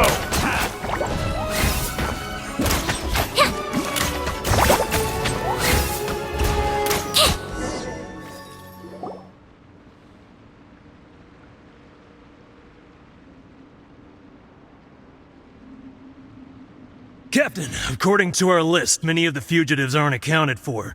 There may be others hiding deeper inside the facility. So these guys were just the lookout crew. The Mara Shosei Phantom! How did they find this place? Wait, it's that guard from the fortress! That's right, I'm on your side. The Duke sent me. What's the matter? Some sort of mix-up? Mr. Odilon, didn't I tell you a few days ago that you need to stop all field work until you've recovered? Well, you know, gotta help His Grace out. Share the load. Officer Morgan, this man is an imposter. The real Mr. Odilon has no recent health issues. What? But Looks like the head nurse was right about the face-swapping method. Arrest them all! DuPont, stay here and keep guard. And watch the exit. If we're not back soon, call for reinforcements. got it.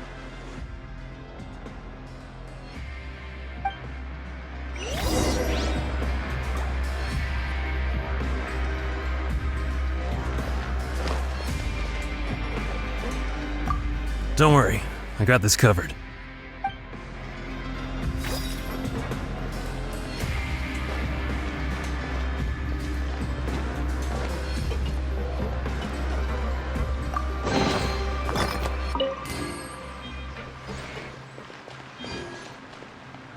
Don't slip and fall!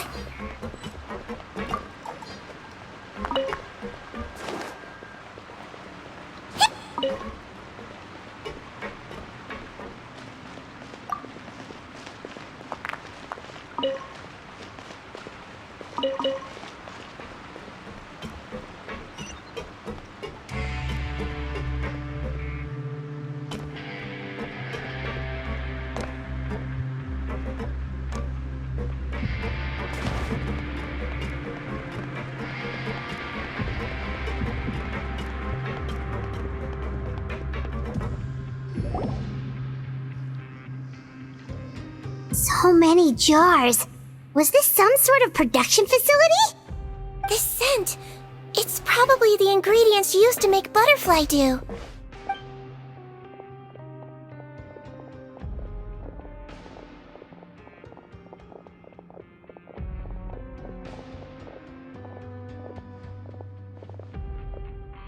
How come they're all empty? Did it sell so well that he ran out of supplies? How strange. Why would Rawat choose to manufacture a popular product like that in such a difficult-to-reach location? Given our suspicion that he may have been coerced into the illegal drug trade, I would have thought that any production facility we find here would be used for illicit purposes. Perhaps butterfly dew is itself an illegal drug. Do you have any evidence for that claim? No, just a guess. We need to find Rawat as soon as possible. He has all the answers we need. Understood. Well, let's not linger here. Let's go. Come on.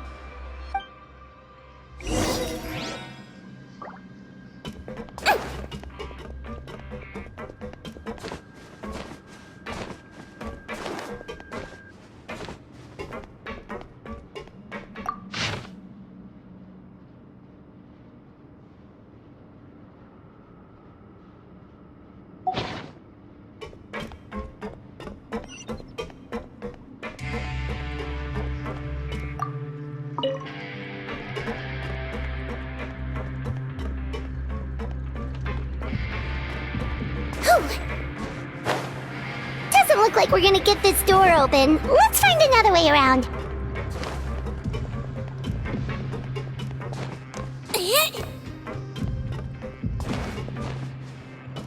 This one's closed too! What's with those carts and tracks? Oh, maybe it's one of those doors that opens when it senses cargo passing through. There's a loaded cart right over there. Let's bring it to the door and give it a try!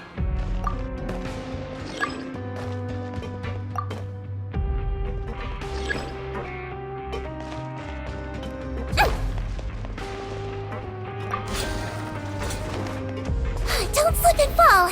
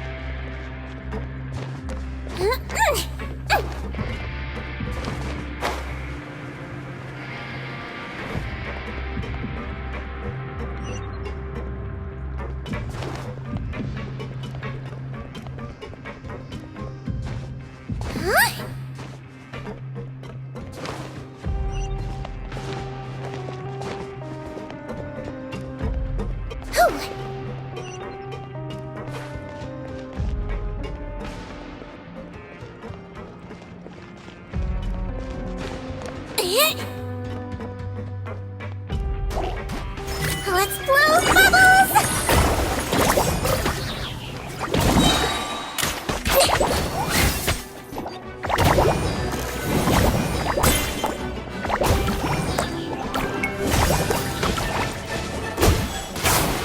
He might feel a little prick. Joe, hold still. Don't slip and fall. Wings of darkness! Come, sever Everyone hold hands!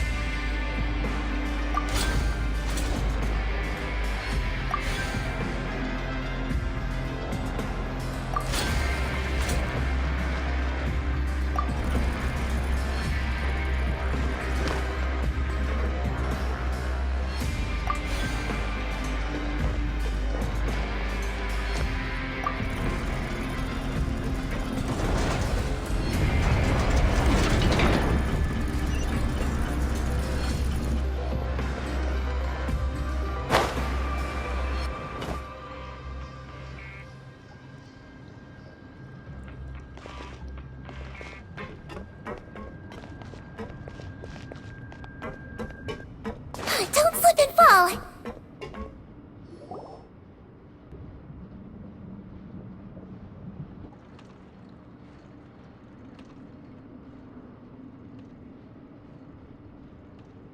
This room's much smaller than the others. Judging by the implements on the table, this looks like a potion-making lab. Head nurse! Over here!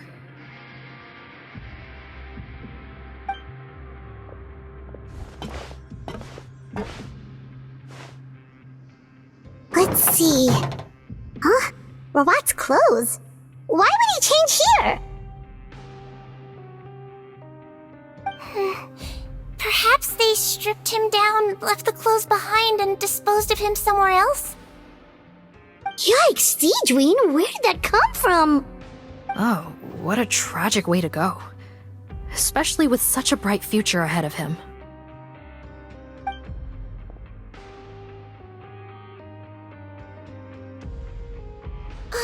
There's a path leading further on, Officer Morgan. Let's keep up the pace.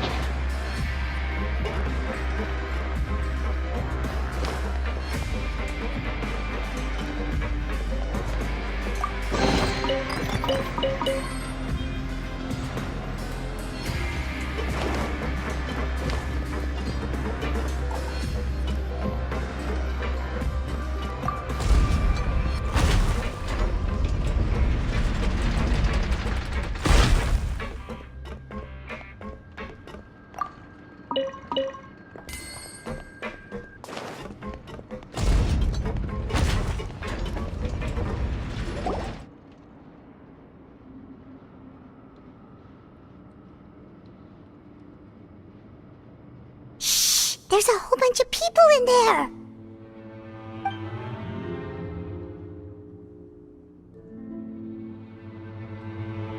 Are you serious? You're telling us that within a day, our faces are going to rot like yours? Fontanian physiology changed dramatically after that great flood, and it's not as compatible with this face-changing solution as before. The side effects are as you can see. Why didn't you say anything before we all used it? Look, my plan got you all out of prison, didn't it? You'd have much bigger problems to worry about right now if the Marshal Say Phantom found out about your other crimes. Consider an ugly mug getting off lightly. Ugh. You're just lucky we didn't leave you in there after you disappeared on us with no warning. We only let it slide because we're former partners. And now you have the gall to pull a stunt like this? Partners? Make no mistake, each of us is only looking out for himself. If you place too much trust in others, well, I'm afraid that's your problem. You hid things from me too.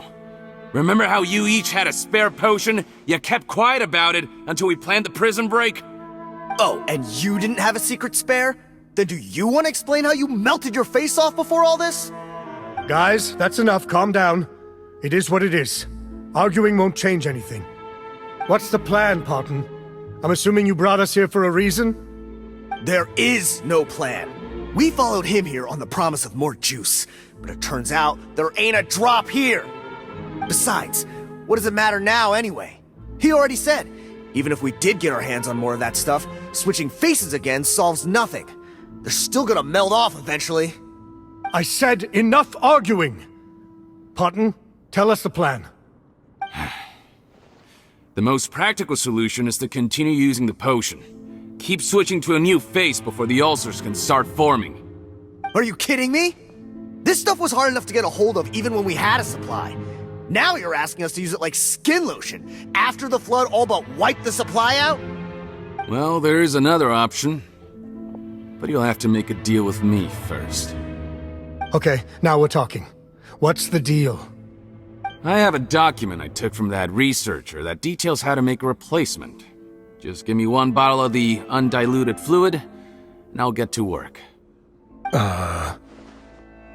What's the problem? I thought you always kept reserves. Or do you really just have one spare bottle each? What do you think? That we were shipping them into the fortress of Meripede by the basket load? Well then, say hello to never showing your marred faces in public again. Ugh, I've heard enough! Get him! Let's see if that document even exists! Freeze! Marshal Say Phantom! What? Who let them in?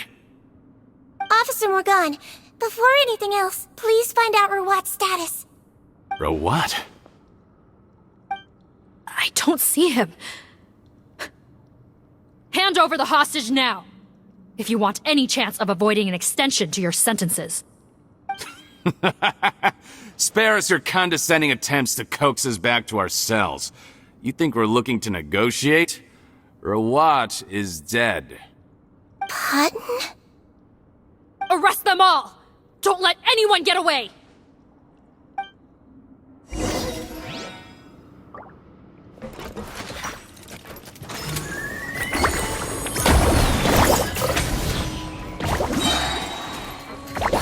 be nervous. Just relax.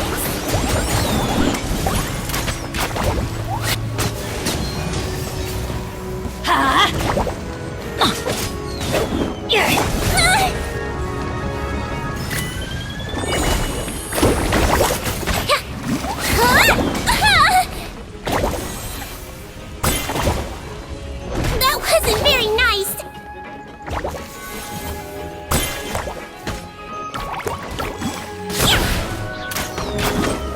Don't slip it.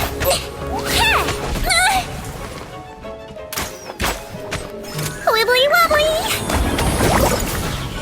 Share my knowledge. Grow, grow, grow. Yeah.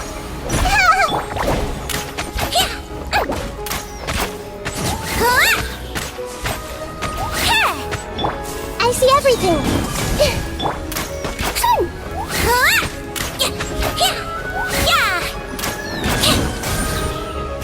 Let's blow bubbles! I'm going in! You might feel a little prick.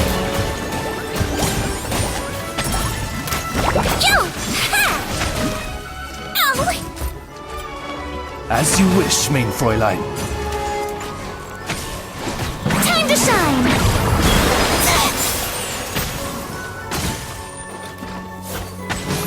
Shower me with praise! Let's see!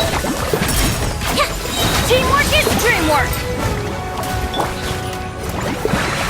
Don't be nervous! Just relax! Huh. Gotta say, I never expected to see the head nurse in combat. Some patients respond better to a more aggressive treatment plan. Did we get everyone? Captain, we finished the head count. Potten's missing. Over there! The door's closing!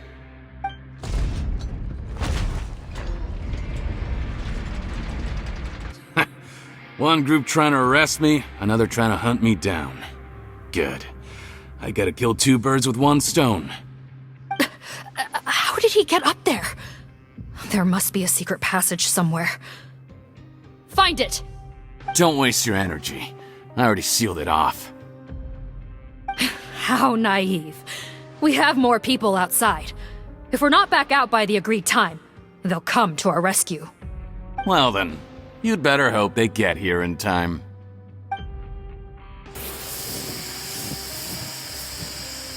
There's some kind of gas leaking from the pipes.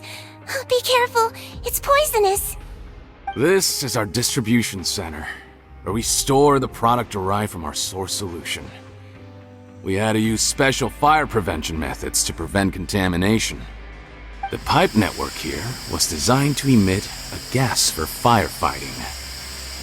One little modification later, and it makes an efficient death trap. Why would you do this? Your partners are here too. Oh, please. If they can't supply what I need, they're of no further use to me. Besides, I can't have them exposing my potential whereabouts. He's a maniac! Come on, we gotta find a way to open that door! Go ahead, struggle in vain. Once the last of you croaks, no one will ever find me again. So long!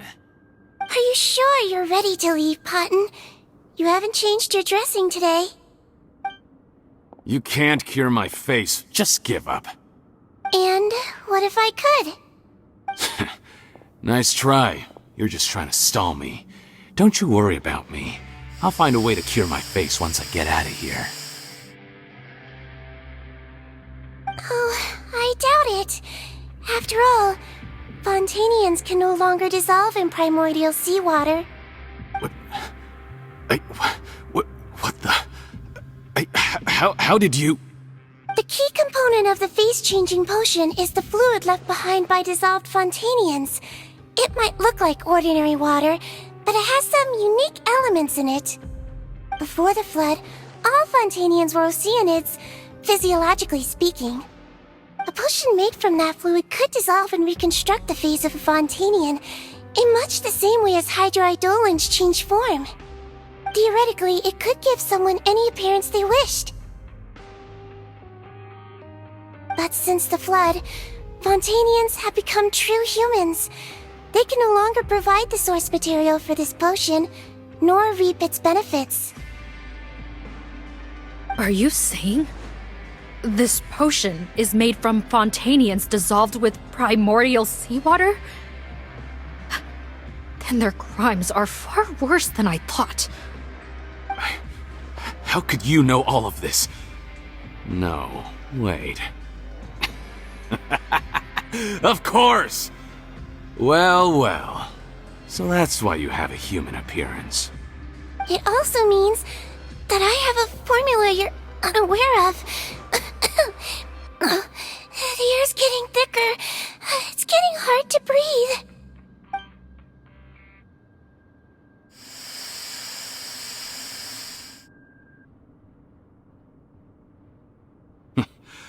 I might get to make a deal today after all. Alright, keep talking. How do you intend to give me the formula? Oh, it's not a formula, but a finished product.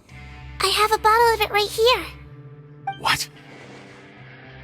When I tried Rawat's skincare product, I noticed it had a certain special component in it. So I had my friends gather some other ingredients for me, and sure enough, a little experimenting later, I'd produced the potion. I'm guessing his skincare lotion contains the fruits of your joint research? Huh. Impressive guesswork.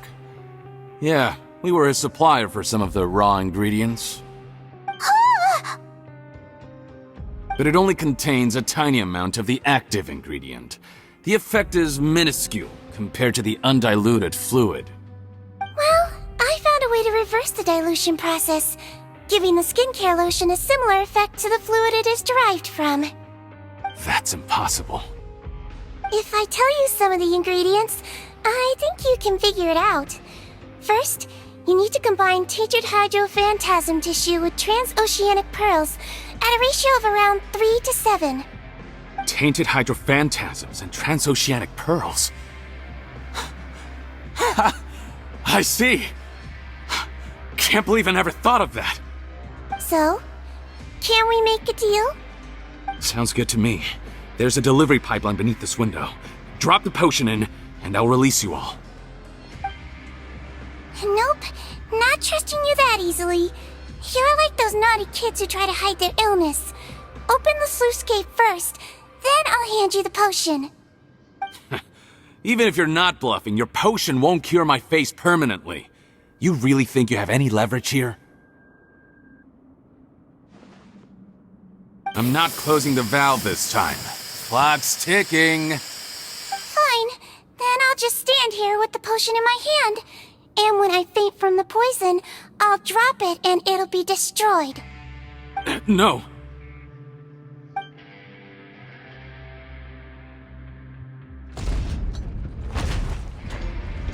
It's open! Disable that sluice gate! Jam it! Don't let it close again! That's more like it. In that case, a promise is a promise. Head nurse, there's too much poison gas in here. We have to leave, now!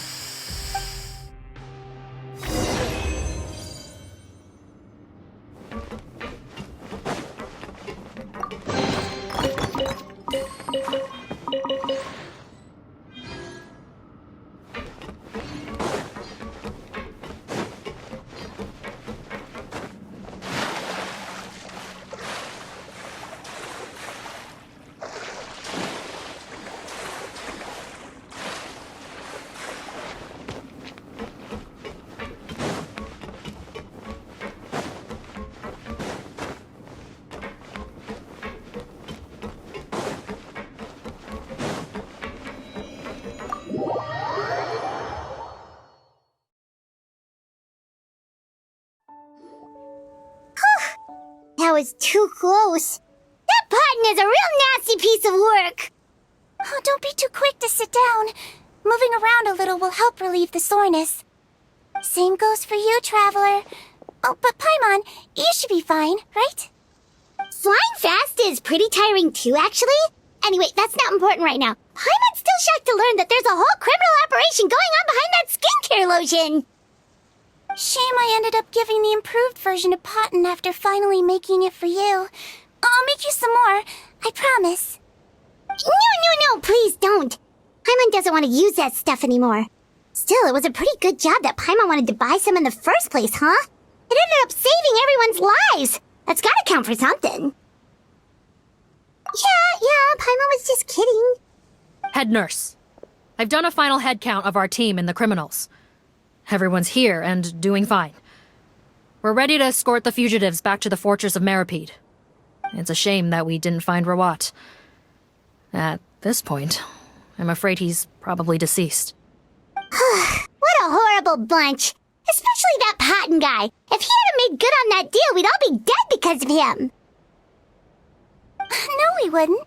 I always keep a whole bunch of antidotes on me for emergencies, and one of them neutralizes that poison gas. We'd have been fine, even if you hadn't opened the gate. What? Then why did you give him the potion? If this is true, I must concur. Sorry to be blunt, but I think you made a bad decision by handing him that bottle. If he changes his appearance and flees Fontaine, it's unlikely that we'll ever find him. No matter how cooperative his accomplices are when we question them. No, you don't understand. I gave him the potion precisely so we could be sure where he'll go next. What do you mean? We gotta hurry. She won't last much longer.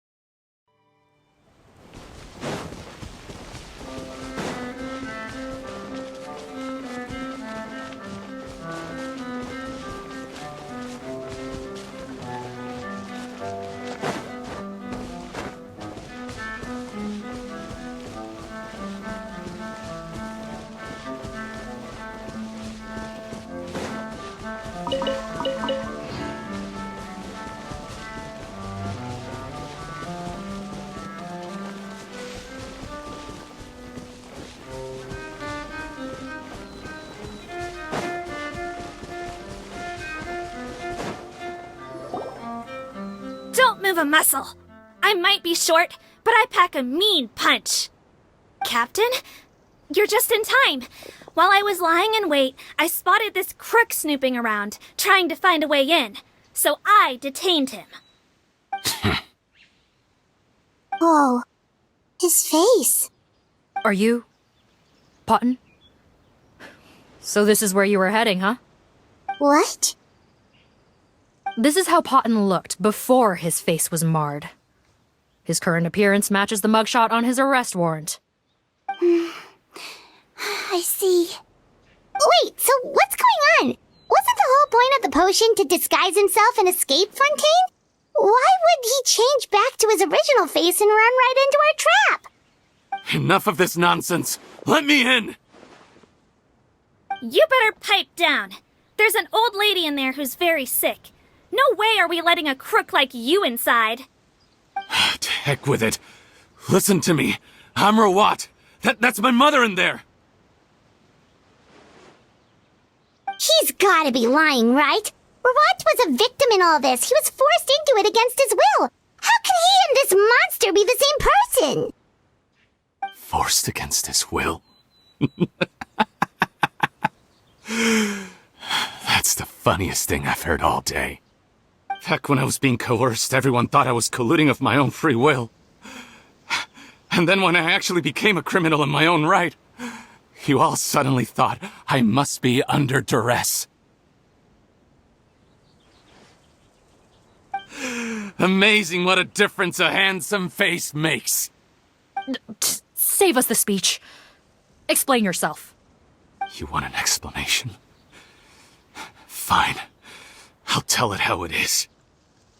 When I was just Potton, the whole world treated me with contempt. Ew. What do you want? Get away from me. Women despise me. Collaborate?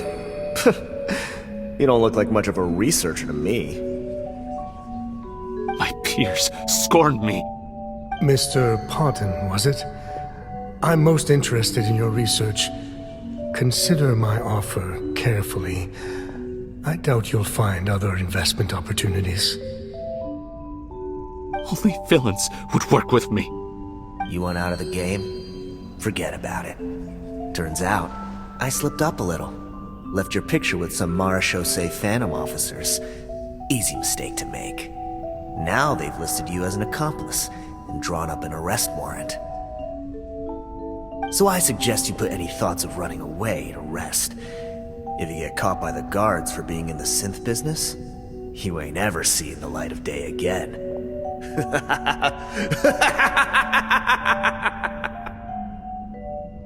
There was no way out for me.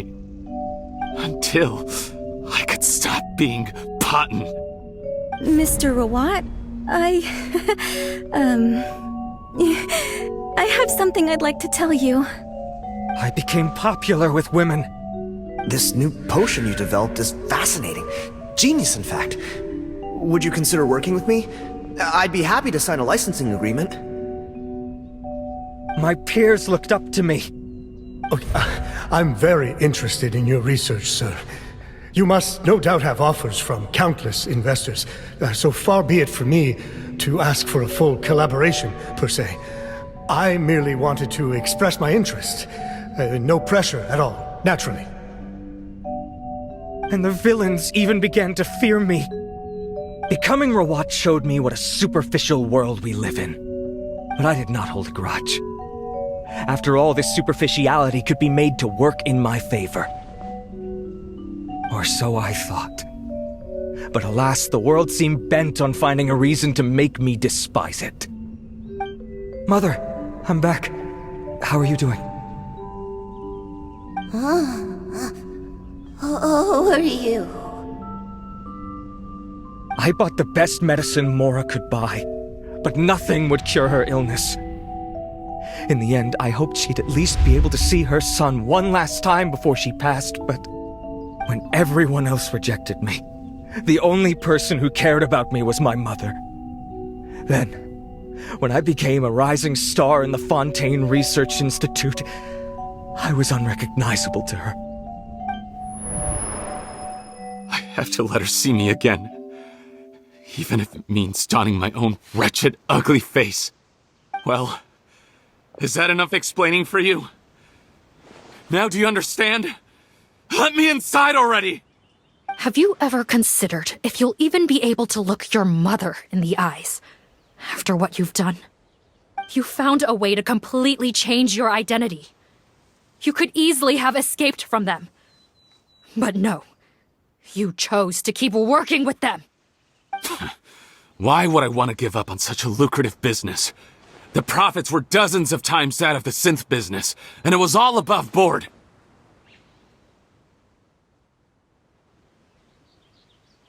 So you kept being a villain just for the money? Villain? By what standard? Is doing evil deeds really what makes someone a villain in your eyes? Or does it all come down to the way they look? None of you saw a villain when I was wearing my other face, did you? You have no right to judge me! You're all just fake people living in a hypocritical world! I regret nothing!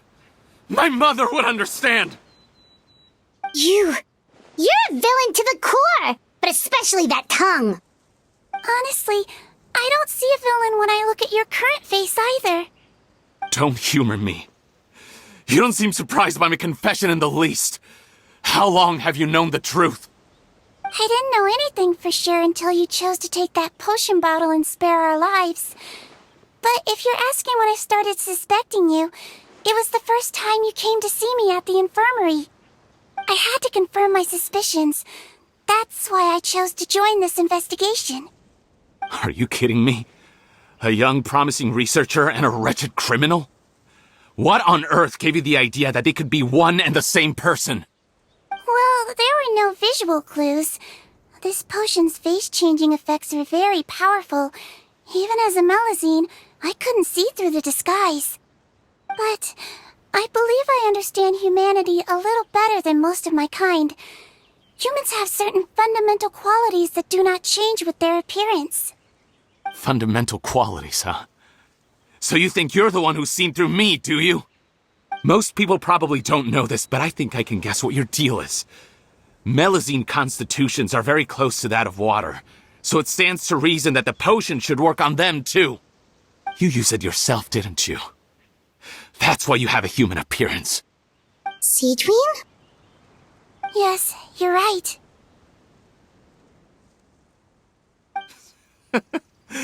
I'll bet it was back in the days when Melazines were discriminated against because of their appearance. It was either carry on living in the gutters as part of an alien race cast out by humanity, or become the head nurse of the fortress of Meripede, revered by all. Not a hard choice to make. It's a no-brainer. So you see, you and I were the same. And I'm the one who saw through you! That's not important right now. You came here to see your mother, didn't you? Well, I can grant you your wish. Huh? Head nurse, I'm not sure that's a good idea in his current state.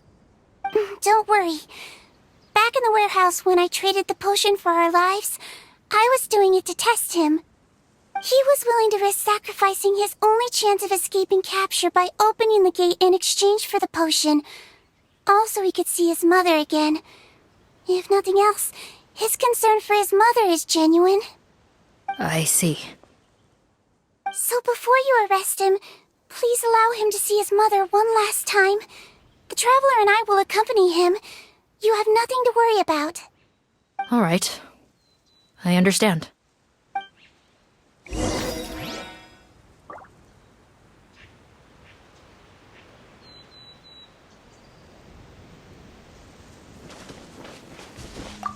I don't trust this guy much. Be careful.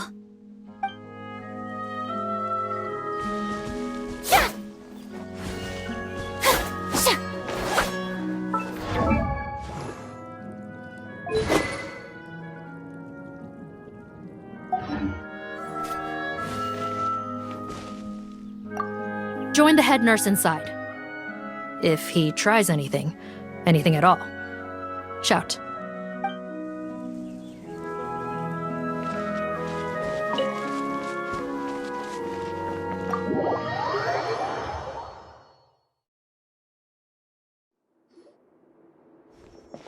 Mom? It's me, Potton, your son. You recognize me now, don't you?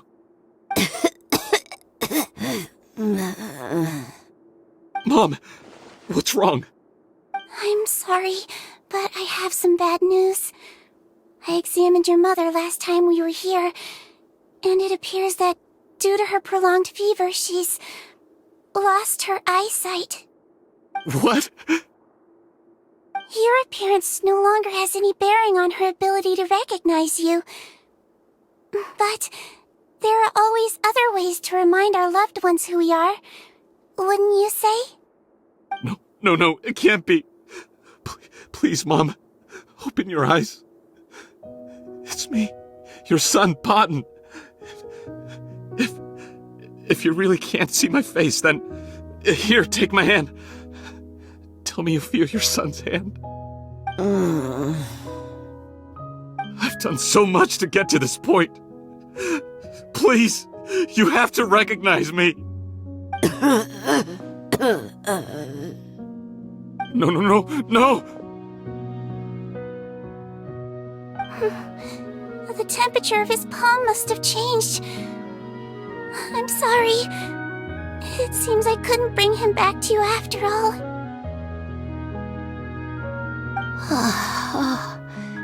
It's you. Thank you.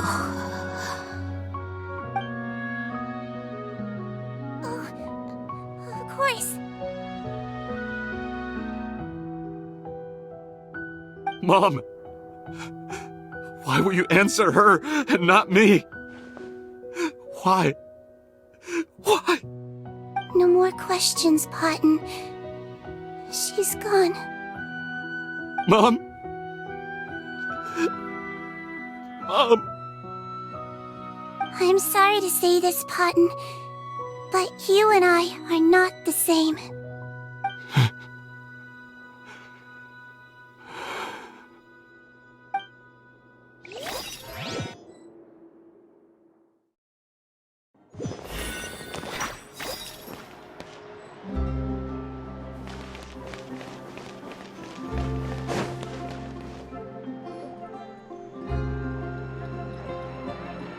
The wait is over, everyone! The sale of our new skincare product, Romaritime Essence, will now begin. Another skincare promotion! And it's selling as fast as last time. Wonder what people would think if they knew what was in the last batch. Oh, Siggewinne's here too! Hey, Siggewinne! Oh, Traveler Paimon, hello! Oh, I hope you two got a good rest yesterday after all your hard work. Of course! Nurse's orders, right? Anyway, are you here to take notes for your next article? Actually, I'm mostly here to help Officer Morgan wrap up yesterday's case. Ah, that reminds Paimon. That stuff sold like crazy, didn't it? Is it gonna cause huge problems? Nope, there's nothing to worry about. Unless modified, Butterfly Dew is an excellent skincare product that's completely safe to use. Besides, officers have already retrieved all Butterfly Dew purchased on the market. Now it's just a matter of disposal. After consulting Monsieur Nervulette, I came up with a way to neutralize any harmful effects, so it'll evaporate naturally without polluting water or soil. Wow, it's Siggewinne to the rescue again! Thank you for serving as our consultant, head nurse. All the butterfly dew we recovered has been disposed of, according to your instructions. Great! Good job, everyone! Also, you mentioned you wanted a copy of Rawat's interrogation records. Well, technically, Potton's records. Anyway, I have them with me. Here. After he saw his mother for the last time, it was like all his mental defenses came crashing down. He put up no resistance during the interrogation, and answered all our questions. We learned a lot. Apparently, the formula was something he discovered by chance while helping the criminal gang produce synth. Later, he came up with the idea to dilute it and use the resulting substance as a skincare product.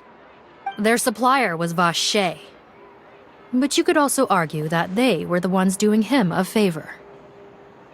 His operation helped Vache's gang dispose of an enormous amount of evidence. It made for a seamless collaboration. One man's trash was another man's treasure, and there were no loose ends. It's no wonder we never noticed what Potton's gang was up to. Vache again, huh? Is there still no end to the harm he caused? Make no mistake, the crimes of Vache and his accomplices will come to an end. It's only a matter of time. Since the flood cut off their supply of primordial seawater, they've been forced to resort to riskier methods, like using their private reserve to attack people on the street. Naturally, those attempts all ended in failure. After receiving numerous reports, we were able to zero in on the gang and eventually round them up. That sounds more like it! Based on what he told us in his confession, we pretty much had him backed into a corner, even though he made a point of distancing himself from the gang while disguised as Rawat. He tried to throw us off his tail by reporting his accomplices, giving him enough time to transform back into Potton and see his mother one last time. But there was one thing he hadn't anticipated. Even though Potton had been missing for a long time, we were very much still on the lookout for him. So the moment he appeared in public after changing back to his original appearance, we caught him. So he tried this once before, huh? Guess he really did want his mother to see him again. But in the end... Looking at the interrogation records, it seems like he spent the first sum of money he earned as reward on his mother's treatment. Yes, which is why I suspect that his initial motive for using the potion was not personal greed, but a desire to become somebody who had the power to save her. Even so, he went too far. In the end, he got what he deserved. I understand. Thank you for bringing me these records. Why did you want them anyway? Patton was one of my patients, so I need to put together a medical file for him. My teacher always stressed that a person's life experiences are just as important to their file as their medical history. Why are you still treating him like your patient? Isn't he kind of beyond redemption now? That may be true, but a patient is a patient, regardless of the choices that bring them to my care. One last thing, head nurse. Please keep everything you know about this potion a secret. It would be for the best if most of Fontaine knows nothing of its existence. I know my fellow officers and I will be able to sleep easier if that's the case. Of course, not to worry. Thank you for understanding. I'll take my leave then. So, Siggewinne, did you really use that potion yourself? Why do you sound so surprised, Paimon? I told you all about it. It was quite a while ago now. You mean that story about the witch and the potion? So it was really, actually, genuinely a true story? Yes, it really actually genuinely was. But...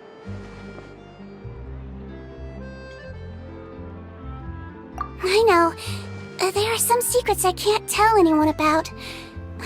But considering everything we've been through together, I know I can trust you with them. Before I tell you though, could you follow me somewhere? I want to pay my respects to an old friend. Of course!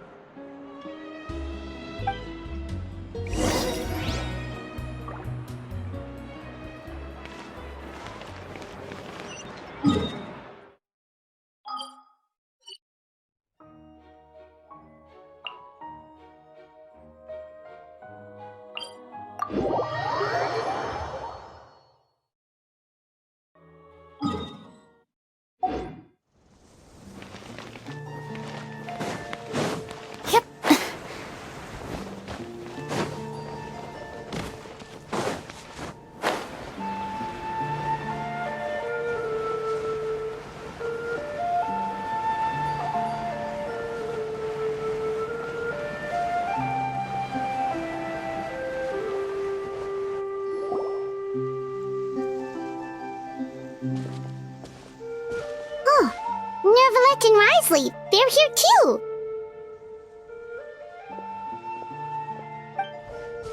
Good to see you, traveler. Paimon. I trust all has been going well for you? Big news, everyone. The Udex is out of his office on important business. Is that genuinely something people would consider big news? Why wouldn't they? Important business is a big deal. Yes, you're quite right. When someone you care about requires emotional support, being there for them at the right time and place is of the utmost importance. After reading the Maréchal Phantom's reports, I had a feeling a trip here might be in order. Take note. That, my friends, is how Monsieur Nervalette shows that he cares. We're both here for the same purpose, actually, to accompany Siggewinne as she pays her respects to her late teacher. So the old friend she mentioned was her teacher then? The witch? Oh, sorry. Paimon didn't mean to be rude. It's only 'cause Siggewinne calls her that all the time, so... I doubt she considers that title to be offensive, Paimon. Don't worry. Indeed. In fact, I believe Siggewinne would take it as a sign of affection. She has spoken of this doctor on many occasions, and it sounds like she was a truly generous individual. In those days, many people harbored prejudices against Melusines. She was the only teacher willing to take Siggewinne on as a student. Wow. It's really nice of you two to be here for Siggewinne. Guess you guys really look out for your younger colleagues, huh? Younger colleague?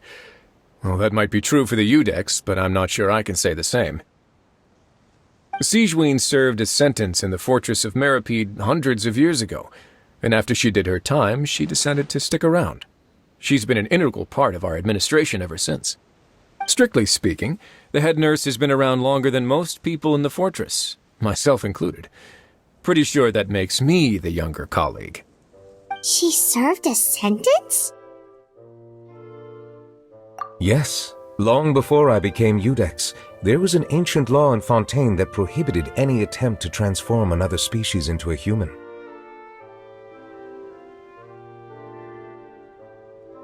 Initially, I and most researchers believed this law to have been imposed due to ethical concerns. But now, it seems more likely that the law was nothing more than an insurance policy, a way for Egeria to ensure that her people would remain insulated from the truth, thus enabling them to lead more straightforward, happier lives. Ignorance is bliss, as they say. Siggewinne had her reasons for choosing to obtain a human form, but the act was nonetheless in clear violation of the law. Could you tell us a little bit more about what happened back then? Certainly. Siggewinne does not object to her close friends learning about her history. In fact, I first learned of it myself because she confessed the truth to me of her own volition.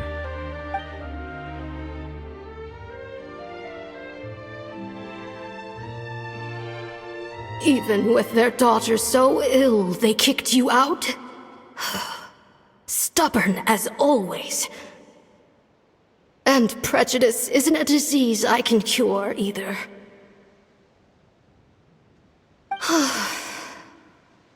Shame that I don't have the energy to get over there. You're laughable, you old witch. You want to save everyone in Fontaine, but you can't even save the patient before you. Master, what are you... I discovered a strange disease, one I suspect that every Fontainian suffers from. But without witnesses or proof, no one will believe me. I had no choice but to experiment on myself to find a cure, but I hit a wall. And as you can see, it took a wretched toll on me. Then I'll find a cure for you, and then you can go cure her. There's no need. I am beyond saving now. There's nothing you can do. But, Master... As I said before, a doctor's duty is to treat whatever ailments they can. I know, but they don't trust me at all.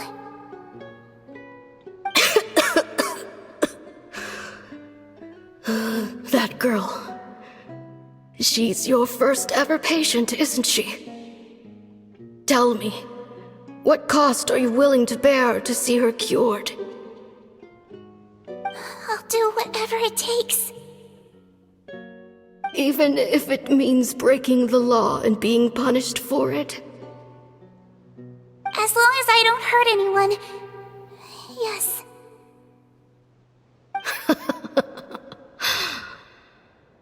Spoken like a true student of mine. Then I shall make one more final gamble. And see my experiment through to its end. Leave me for now, and come back in 2 hours. If I am able to work this miracle, then I will have found a way to save all Fontainians, and I shall be able to help you treat that girl. If not, then it means there is one more disease in this world that I cannot treat. In that case, do not come looking for me. I will leave you a parting gift. An accidental discovery happened upon through my study of this strange disease. It has little use, but it will at least help you cure this one patient you can reach.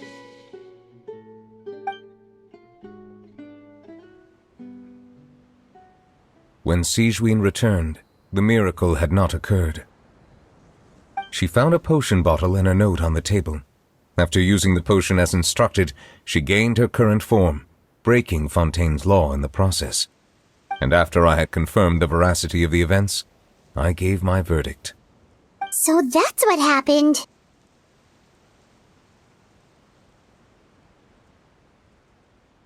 I fear Siggewinne only understood the full story after the truth about the dissolution of Fontainians was uncovered.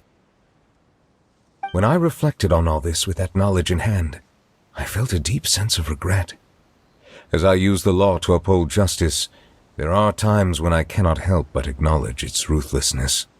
After the final details of the events surrounding Siggewinne's transformation came to light, I checked several sources and, thankfully, the legal code does not require Siggewinne to shoulder any additional punishment. Wonder how she feels about all this. Since she invited you here, I imagine she intends to speak of these matters with you, no?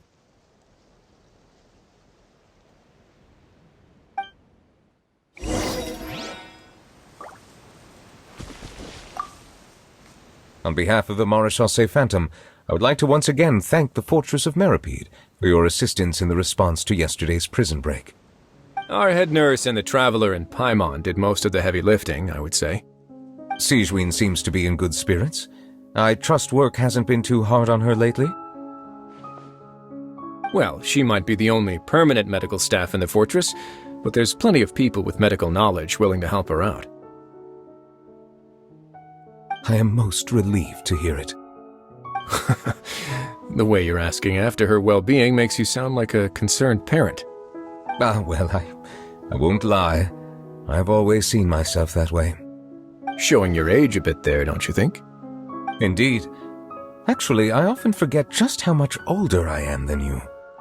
Well, while we're on the topic, what did you do before getting this job anyway? Spend all day swimming in the sea from east to west and then north to south? Yes, and from the surface to the ocean floor on occasion. Wow. Impressive. Apologies, that was merely an attempt at humor. You can disregard what I said. That's impossible, I'm afraid. My imagination's already running wild.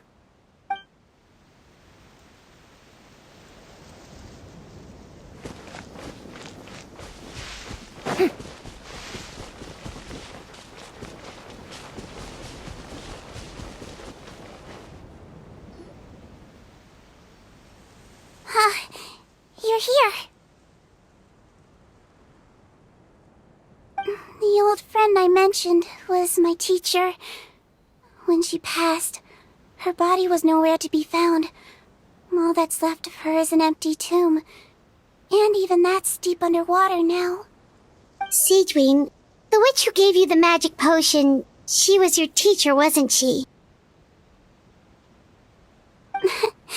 Sounds like Monsieur Neuvillette filled you in. After learning the truth, it must have been hard to process, huh?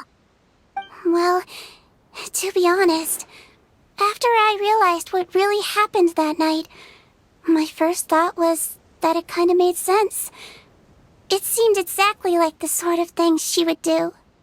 But she was planning to sacrifice herself and never told you!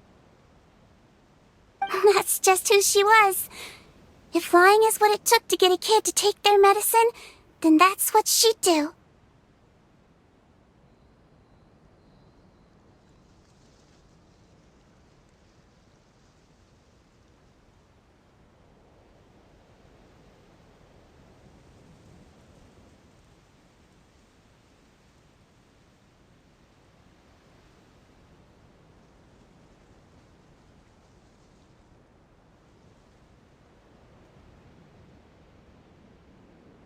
Alright, but why did you turn yourself in?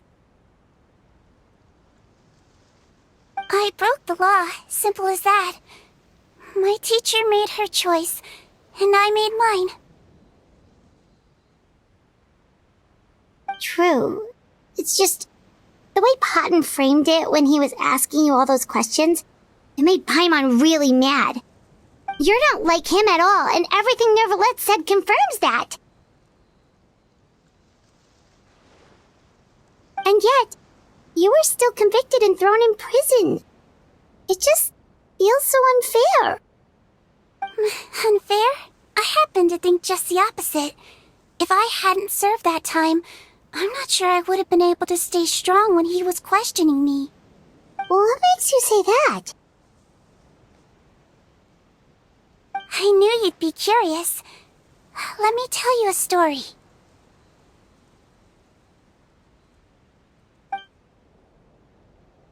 The verdict came down.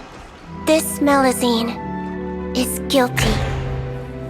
The Iudex defended the authority of Fontaine law, but he did not confiscate the Melusine's medical kit. And so, the Fortress of Meripede gained a new little doctor. She still wore her hood and raincoat, even though it never rained in the fortress. Perhaps thanks to her human appearance, no one refused her treatment. She treated more and more patients, and her sentence grew ever shorter. Finally, the people of the fortress could not live without her, and though her sentence ended, she did not leave them either. Then one day, she received an invitation from the outside world. The location seemed familiar, and when she arrived, an old lady was waiting for her. She saw right through the Melusine's disguise, but didn't reveal it. Instead, she asked a question. Tell me, why do you think you gained the respect of so many people, despite being a Melusine? Because I look like a human? It's been 50 years, Siggewinne, and you haven't aged a day. I think everyone knows you are not human. I finally found you, after all these years. I still remember, you know. It was you who saved me that night. But how? I was no longer a Melusine by then. Does it really matter if you're human or Melusine? I remember the warmth of your palm. It's quite unmistakable. And you know what? It hasn't changed one bit. You don't have to hide anymore, Siggewinne. These days, everyone wants to make friends with Melusines. And I think that it's all because of you. I'm sorry I couldn't say this until now, but thank you, Dr. Melusine. Now that's an ending Paimon can get behind. After hearing everything Potton said, I wanted to tell him that it didn't matter who he looked like on the outside. But it was too late. The warmth in his palm had already disappeared. I tried to treat him, but the roots of his problem had nothing to do with his face.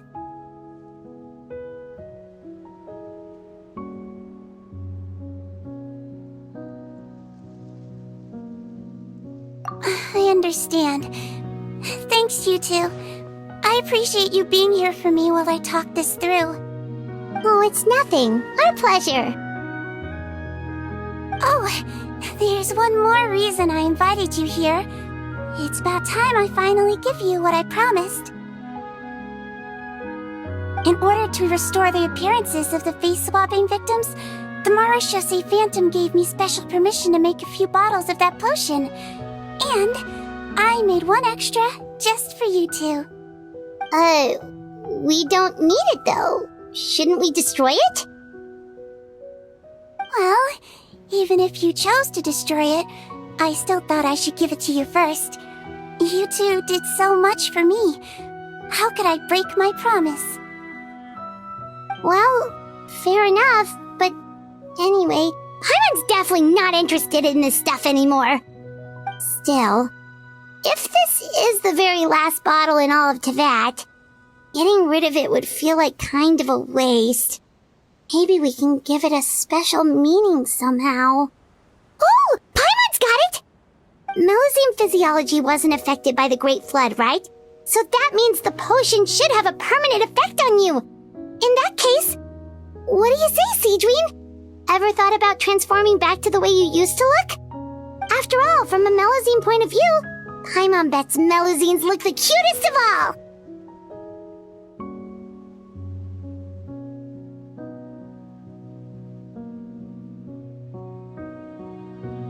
Paimon, after everything, do you really think it matters whether I'm Melusine or a human? Well... What was Paimon thinking? You made up your mind a long time ago! Yeah, let's just destroy this thing. Leave it to me.